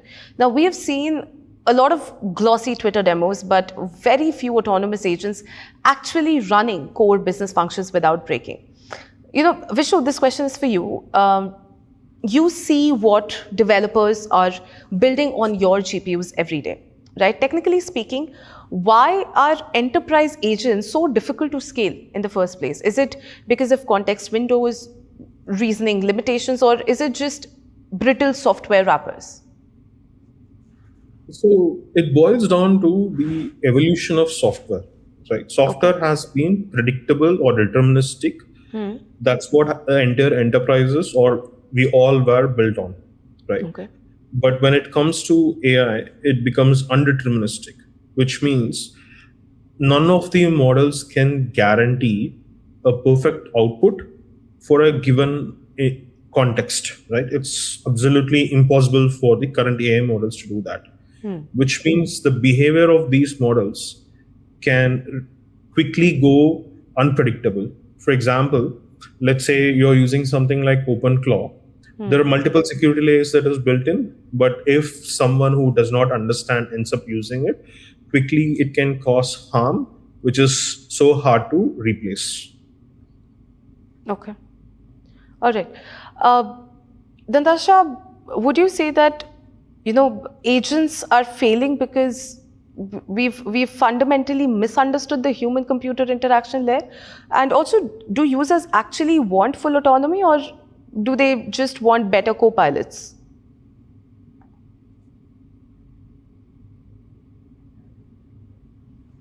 Natasha, am I audible?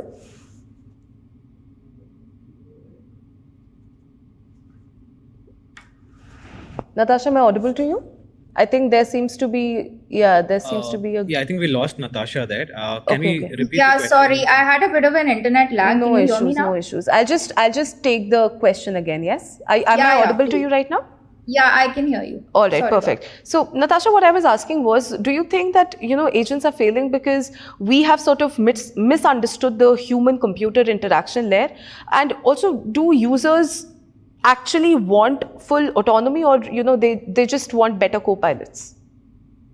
I think that's a brilliant question. And honestly, as someone who's building an agent, I'm struggling with it myself to really figure out what the answer to that is. I think the way I see it is users have gotten into the habit of having a conversational AI platform.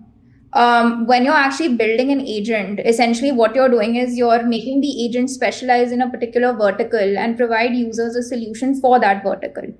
Now, the question remains that should the agent actually give you the desired output through an interactive sort of UI, wherein, let's say, if I look at my own example and I'm trying to create a visualization for a customer, do I want the designer to be able to put in their inputs, play around with the tool and get an output? Or do I want it to be conversational where it is an autonomous workflow and all I'm doing is prompting and expecting the outcome right away?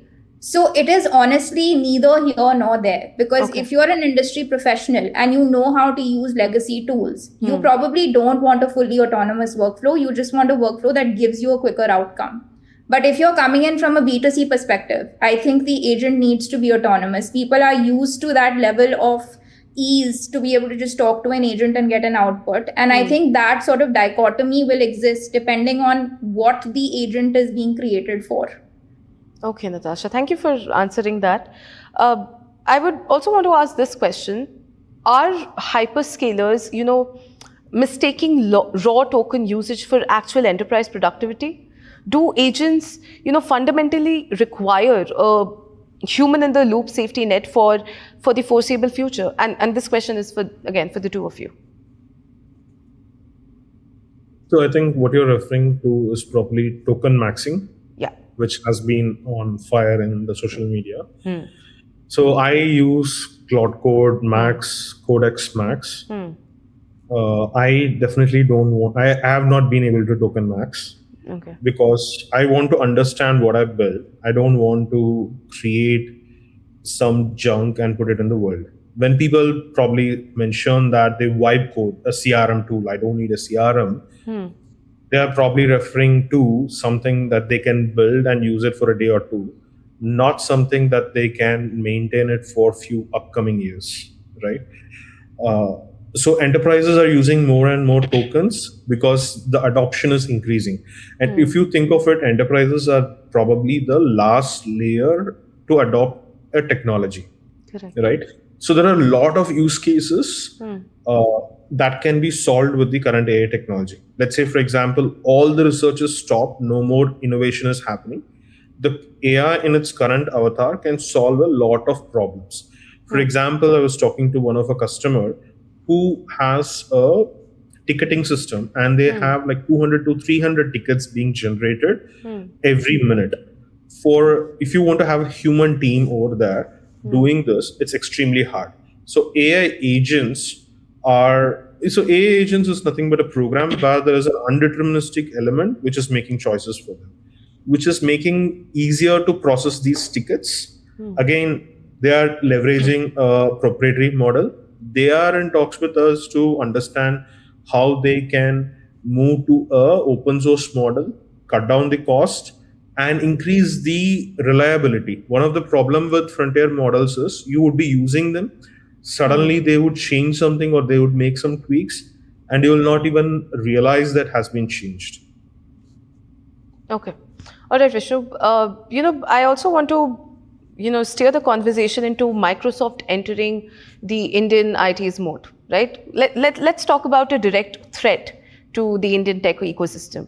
Microsoft, as we know, is changing the game with its new frontier company approach, right? They aren't just selling software or Azure credits anymore. They are sort of, building a team of 6,000 AI implementation specialists. And this is the implementation and consulting layer that, TCS and Infosys and Wipro have dominated for decades. So, Natasha, this question is for you. From a product and, strategy perspective, does Microsoft shifting into, a consulting giant change how enterprises buy artificial intelligence? Do you think that CIOs will, prefer going straight to the hyperscaler instead of a traditional integrator? Natasha? I think so. Because traditionally when all of these IT companies were created, their main arbitrage was human, right? It was the human resource that essentially allowed them to, provide quick and efficient services. Now, what is happening is if you look at AI in a way, AI is a consultant. AI is your assistant, right? It is taking away that human arbitrage and it is making your job faster. So Microsoft, or in fact, any other AI company entering into a consulting or human efficiency related role is expected. And I think where we all need to now steer our focus is not looking at, human or cost or time being the only sort of value add. It is actually in terms of outcomes, or it is in terms of, providing a service that really makes the life of certain industries or professionals easier in the way of, how they operate traditionally. So this is something that is inevitable. I don't think it's surprising. It was going to happen. And I think we all need to wake up to the fact that we need to be able to now look at the layer on top of it and look at where our value add comes now, because this is going to become the new baseline. Certainly, Natasha. Yeah. Vishnu, Indian IT's moat, right, was raw talent and cost arbitrage. Now, in the artificial intelligence era, can TCS or a Wipro compete with, a platform plus services model especially when Microsoft owns the cloud and it owns the GPUs and the models? It's an interesting question, right? So you need two different mindsets for building products, platforms, and services and consulting approach. Let's take a look at why the top three players, Anthropic, OpenAI, and Microsoft, are suddenly interested in consulting. What was their messaging a year back? They were saying coding is dead. They were saying that we are going to enter into all enterprises. They realized that getting into enterprises by themselves is not straightforward. It's not going to happen by itself. They realized that they need to have specialists sitting with the enterprises and helping them adopt AI. Now, it raises to two questions. There is a set of companies across the world. It's not just Indian ITs, right? We have foreign-based service companies also, which has specialized in how to support customers, build products, maintain products, and there is L1, L2, L3, a lot of complexities that comes in picture. Would a company built by Microsoft or these would be able to fit in all to these things? I don't think the answer is no. But if Indian IT companies fail to innovate, they may fail to capture that specialized market where the margins could be higher. Right, right. Again, another question here, to survive, does Indian IT desperately need platform ownership or just like a massive, rapid upgrade in specialized talent? I need both of your takes on this. I think it has to be a bit of both. I think upgrade definitely is required because I don't think the current ecosystem is essentially now even a solution anymore. It will need an overhaul in terms of the services and the specialized services that we provide. Ultimately, of course, yes, there will have to be a backend and a model built, not immediately, but definitely in the future. But yeah, if you're talking about short term, definitely an upgrade is required, and there really isn't a question about choice anymore. This has become, the future, and for the industry to survive and sustain, they will have to develop specialized skills and sort of upgrade their offerings. Understood. I want to steer the conversation here slightly. To execute this deployment, you need a specific kind of talent, right? Industry estimates suggest that there are only about 7,000 true FDs globally, right? Microsoft alone is trying to hire 6,000. We've spent 2 years talking about a GPU bottleneck, but the real shortage might be humans who know how to make AI work inside a corporate firewall. So Vishnu, from a talent reality perspective, as someone who trains deep learning practitioners, is human talent officially becoming a bigger bottleneck? What really makes an FDE so hard to find technically? So I think these are all fancy words that are put for marketing. There is some truth to it, and a lot of it is not true. To give an example, let's say X company can pick a smart FDE who does not have domain knowledge, who does not have the best practices that he has learned in the last 10, 15 years. Let's take the example of Natasha. I am specialized in AI in my own space. The moment I step in with all my AI skills into interior designing, I'm going to fail very badly. Let's hope not, Vishnu. So let's say we have a knife, right? We can all probably start cooking. A chef, the way he chops it would be very different. So a person who is specialized in certain skills for the last X years, picking up AI is probably the easiest part in the entire journey. There are a lot more complicated things than AI, and AI is probably the easiest thing if it's used properly. Right. Understood. In fact, Natasha, you can't just deploy code. You have to sort of build workflows. Would you say that the rise of the FDE mean traditional product managers and basic software engineers are sort of going to be sidelined if they don't understand AI implementation? Would you say that would be the case? No, they wouldn't be sidelined. I think they'll just have to step into the role of, industries that now require them. Because even for us, what has essentially happened is the tech team is the same, right? It's about them understanding how we will now use this AI. So when you talk about, let's say, interior design, it's the interior designers now merging with the tech team for them to understand where their use case lies, right? It is the cross section of those two specialties coming together, because whether it's interior design or whether it is any other vertical that you look at today, like I mentioned healthcare before, it will be the convergence of doctors and tech professionals. So it is going to now be a sort of cross collaboration wherein I think, like Vishnu said, AI is, the models exist, it's the simpler part, right? It's now about understanding how to use that AI to build these specialized, workflows and make it, a solution for these industries. Okay, fair. Vishnu, would you like to add on to that? I'll skip it. I missed that part. Sorry. Okay, no issues. Moving on here, I would ask this question again to the both of you. Do you think that forward deployed engineer would become the single highest value, highest paid role in tech economy over the next 5 years, especially the path that is going through right now? Would you say that is what you're anticipating in the coming 5 years? So if you break that word, and define the job role, you'll realize that it has existed for the last 20, 30 years or more Really? than that. Yeah, just look at what is the responsibilities of that role, Okay. and ask ChatGPT or Claude, Yeah. what is this role called if it's not called FTE? Okay. So And it's go just a look at the fancy job. way of packaging it. Would you say that is what it is? A good engineer is a good engineer. He does not need to be AI specialist, Java specialist, Python specialist. Okay.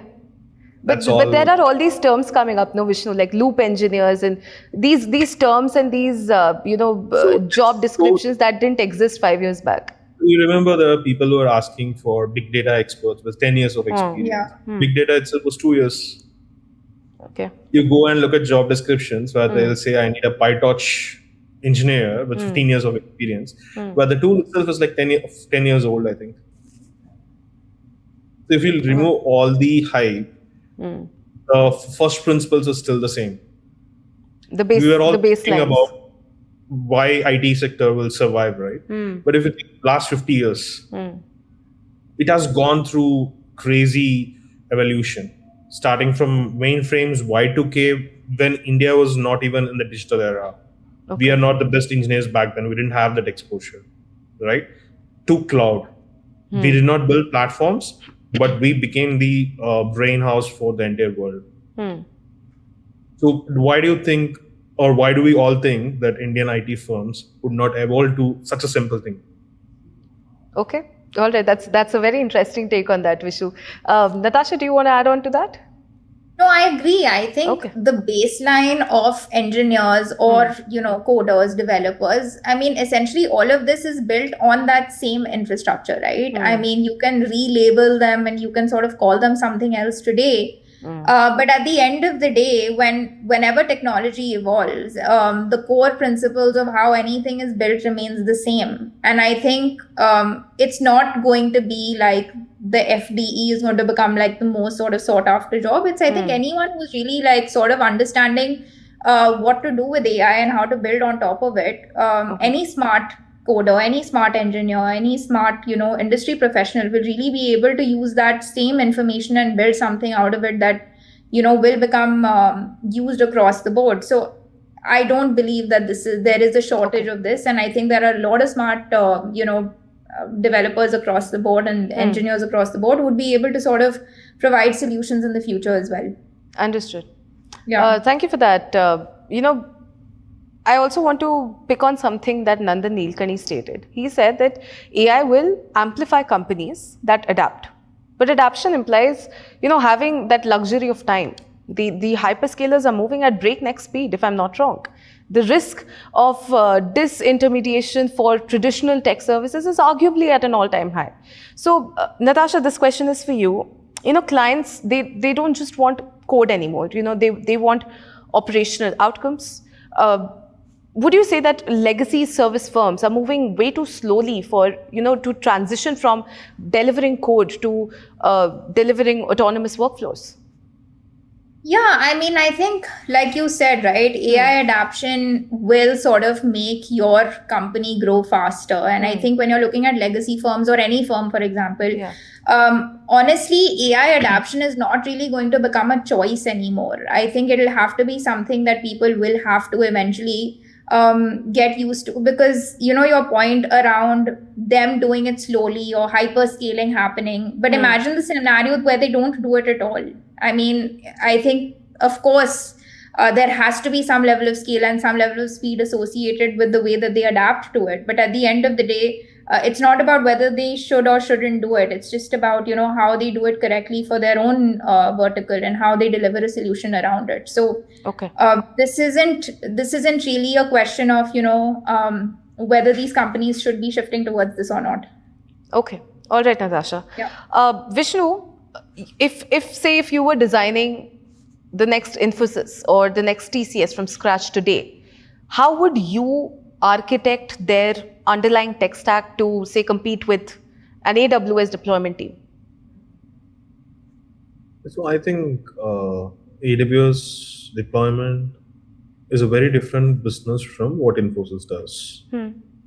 Let's say if I have to, Infosys is a very large organization. I don't know if I can do justice in just a minute, but let me just think Please, loud. yes, please take it. Right?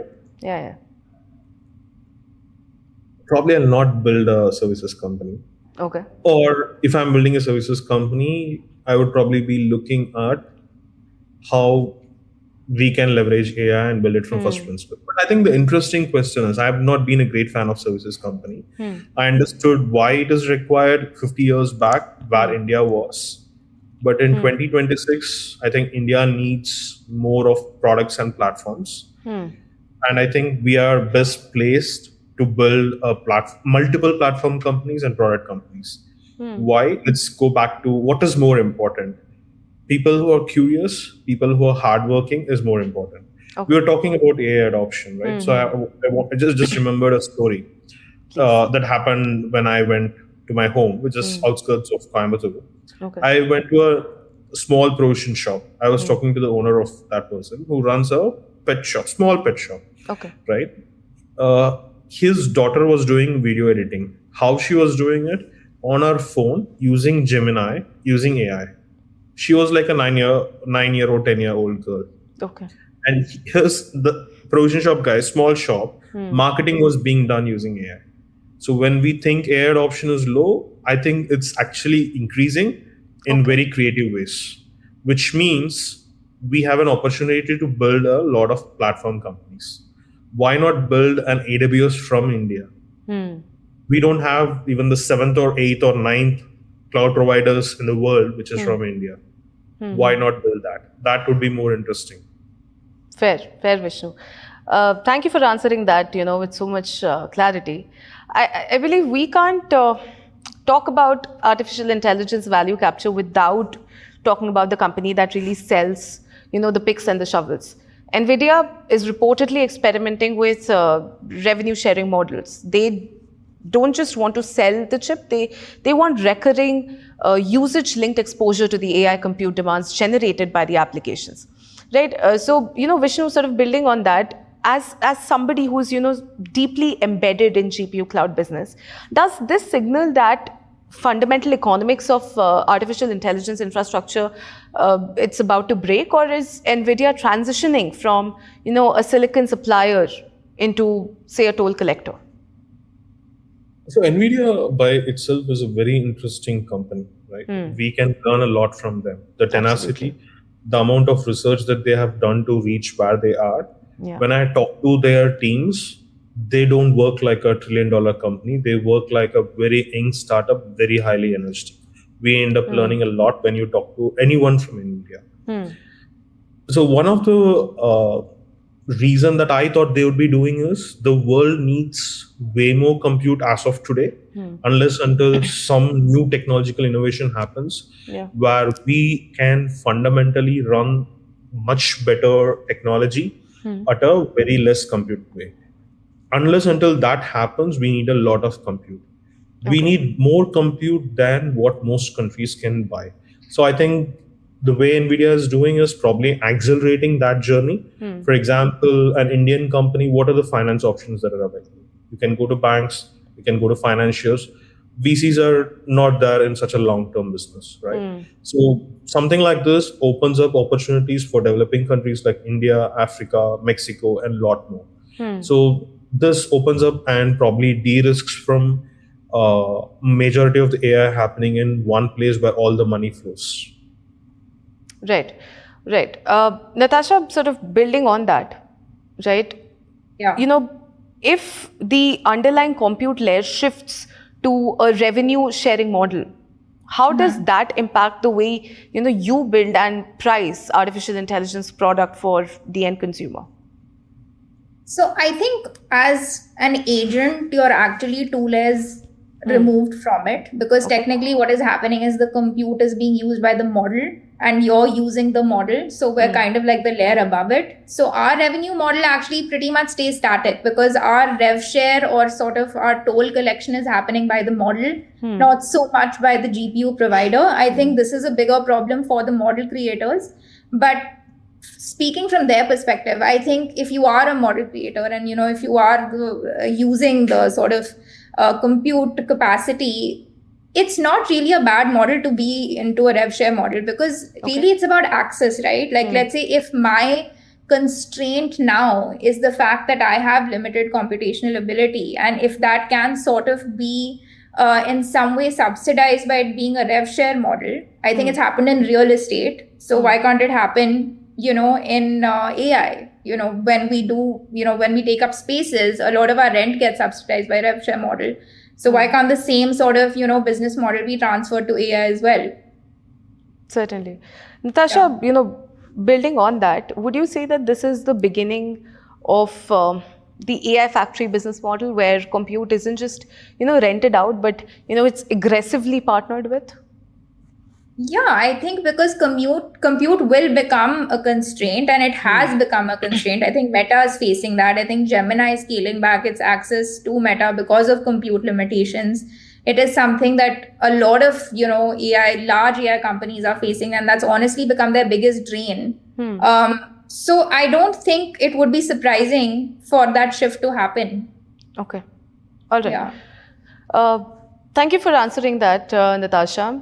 I want to also talk about the new enterprise AI stack, right? The enterprise AI stack has been completely redrawn. It used to be a simple software. Now it's, it's chips, cloud, foundation models, the application layer, deployment teams, data governance, and workflow outcomes. And of course, that $1 trillion problem is that everyone wants a piece of that exact enterprise budget.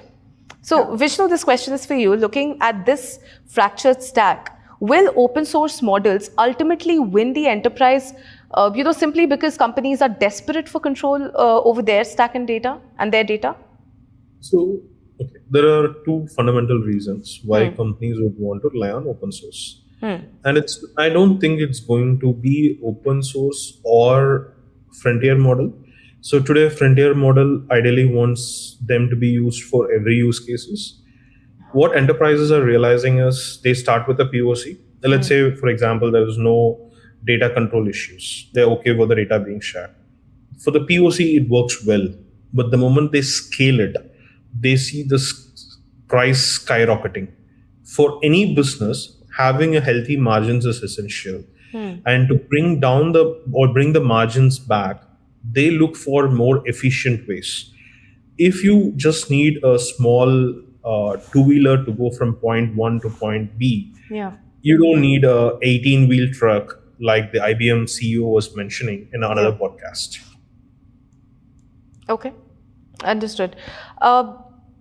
Natasha, do users care about what model is running under the hood, or does the company that masters the UI, the workflow, and the application layer ultimately steal all the value? I think it's the latter, because honestly, like, our orchestration is also multi-model, and we, I think, have spent so much time understanding what model works better for what output. And ultimately, the user's concern at all times is about getting the correct output. It's not like, did you use Gemini 3 or 2.5, or did you use Kimi? Like, they don't care. And a lot of people don't even ask. I think as long as their outcome is protected and it's desired, then I think model sort of choice doesn't really influence user buying decisions, at least not at an agentic level. Okay, all right. Yeah. My next question is, do you believe CIOs eventually demand a one-stop AI partner to handle everything, or do you think they will build highly modular ecosystems to avoid vendor lock-in? So CIOs definitely don't want vendor lock-ins. That to a foreign provider who has one or two companies in the world which controls the entire intelligence. That's probably what CIOs hate. They would want minimal vendor lock-in, and for which open source probably is the key. Okay, all right. Another question that I want to ask you, Vishnu, is that I believe you bootstrapped a GPU platform, right? Jarvis Labs, from the ground up, right? When you hear hyperscalers like AWS and Microsoft pitching turnkey enterprise AI, right? What hidden compute cost or bare metal realities are they not telling the CIOs in the first place? So I think enterprises know that hyperscalers are super expensive. Okay. Even in the CPU world, they were very expensive. When it goes to GPU workloads, I am so sorry, Vishnu. I believe there is another technical error on this end. I'm not able to hear your audio problem. am I audible? Yes, perfect. Thank you. Sure. Yeah. So, Could you just repeat that line again? Sure. For a very long time, the CIOs are pretty aware that hyperscalers are super expensive. Okay. A lot of companies, when the margins are so let's say, for example, you're in an organization where the margin is 90%, then you don't really care about your cloud. Let's take an example of Netflix. When Netflix was growing fast, they are one of the largest customer of AWS. Right. But when they were focusing on margins, when they want to improve their profits, they started building their own data centers and control the stack to cut down the cost. Okay. The same thing happens today. Yeah. We are talking about a CPU world. In GPU world, the cost is like way more. I don't know, 100x or 200x for 1 hour. I think it's more than 200x than what you would pay for a CPU 5 years, 10 years back. So for CIOs, it's pretty much important. But again, the question is, what is the use case that you're working with? What kind of regularities that you need to be in control? What kind of security? A lot of aspects come into it. So either they have a choice of building their own data center or partnering with some other domestic cloud player. Okay. In fact, we started as a bootstrap company. We got acquired by A2E Networks, where we still run as a separate team. Now we are focusing more on enterprises, and we have been working with some of the top enterprises in India today. Right. Vishnu, another question that I want to ask you here is, you're deeply rooted in open source ethos, right? Do you believe that open weight models, Llama for example, they are already good enough for say 90% of enterprise workflows?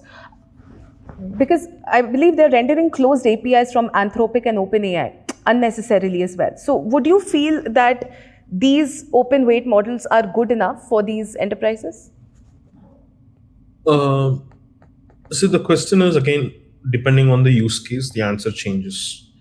Llama, unfortunately, Meta stopped open sourcing their models, and Llama has become very outdated in 2026.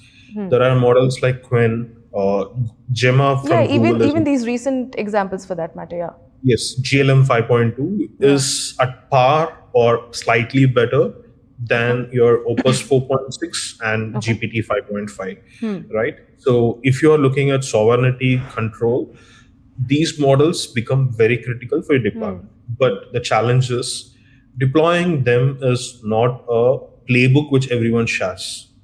In fact, we are working on a playbook which we want to open source to the entire world, where we are. So I told you in my one of previous answer that we are making a deliberate effort to use GLM 5.2 to replace these proprietary models. And it's a very hard problem to solve. To give an example, if you deploy it on a 8H200 server, which is a very bulky server, you can just have 4 or 5 people using it by out-of-the-box solution. But that is a very expensive one. So we are working on different tweaks, different open source adoptions to increase the number of people who can use a model that is running on one server. And we are opening a playbook where we blog every experiment that we do, whether it is success or whether it is failure, because we are talking to a lot of enterprises which are interested in this. Understood, Vishnu. Thank you for answering that. Natasha, I want to ask you another question here.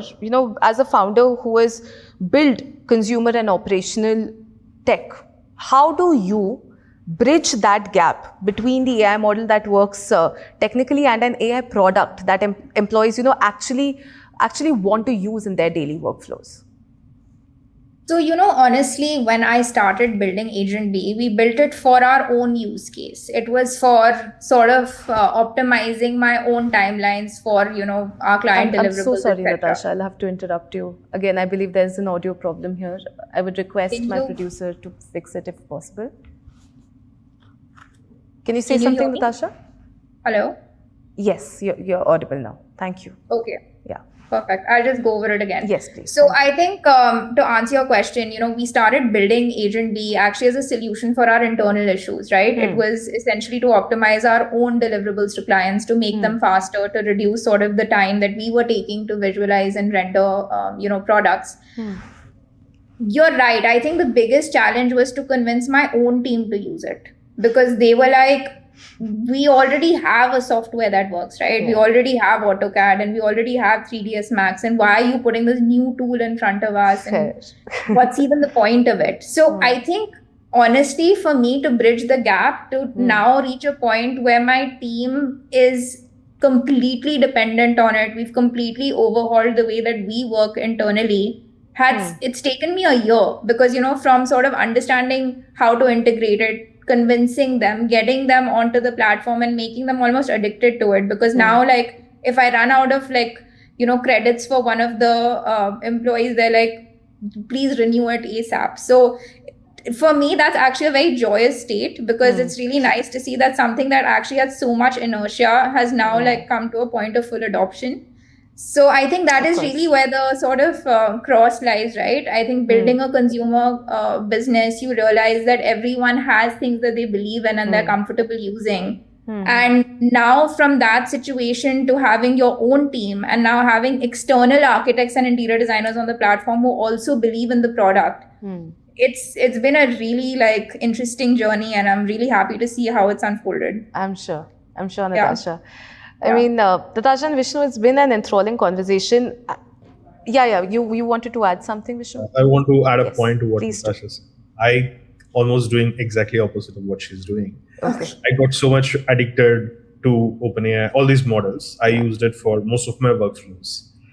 And for some reason, I started kind of not liking what I do. The interest is gone. So I going old ways where I'm typing my LinkedIn posts, though it's not efficient, but I'm starting to enjoy that process. I feel my thoughts are slightly more clearer, and I'm trying to pick up a book and read. We also should be a bit cautious that we don't outsource our thinking to these models. Absolutely. Which would make us a dumb society as a whole. So we should be careful. And that I believe is an ongoing debate at this point. That is what's happening. Younger generation and the older generation are not realizing this. So we need to make a deliberate effort. I don't think it's just younger and older. I think we all fall into that trap. We have to make a deliberate effort that we don't fall into that. Yes. Certainly, Vishnu. Thank you for adding on to that. And of course, Vishnu and Natasha, it's been a fascinating conversation and an educational one at that. But since, in the interest of time and since we are out of time, I do want to ask you both one final overarching question here, right? And maybe Vishnu, you can take it first, and maybe then Natasha can add on to that. 5 years from now, when we look back at this exact moment, will we remember it as the point where, AI successfully transitioned from hype to massive enterprise value, or as the moment enterprises realize that they spend billions paying for tokens without actually owning the outcome? No, I think 5 years is a long time. What happens with technology is when they are invented, they're expensive. As years progress, a lot of optimization comes in, and the cost actually drops down. Humans are smart, right? Humans are the ones who invented what is called AI today. So we know how to take care of it. We will optimize it. We will bring down the cost. We will ensure that it's not locked with one vendor. People will get back to reality that we don't need to trust one organization. A lot can be done with open source. Open source has survived the last 30, 40 years against a lot of top companies who did not want. And if you look at some of the top companies, after 10, 15 years, they said, oh no, we love open source. Things have changed. So probably we hope one day Anthropic CEO comes and says, oh, I love open source. Certainly, Vishnu. Natasha, you want to add?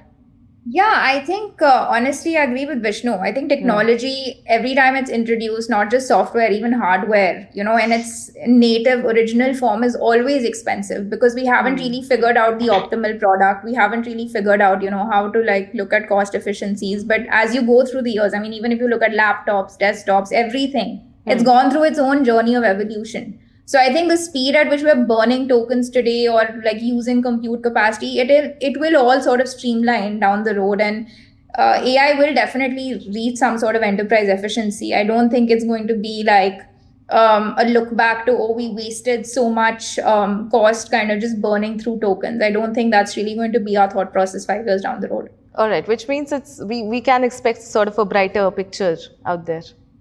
Here's hoping. Here's hoping, absolutely. Yeah. Vishnu, Natasha, thank you so much for cutting through all this noise with us today. It's been an enthralling, a really, really fascinating conversation. And ladies and gentlemen, that's our show. Who owns your AI future? It is up to you to decide. And we'll see you again next time on Point Break. Thank you so much. Thank you so much. Bye.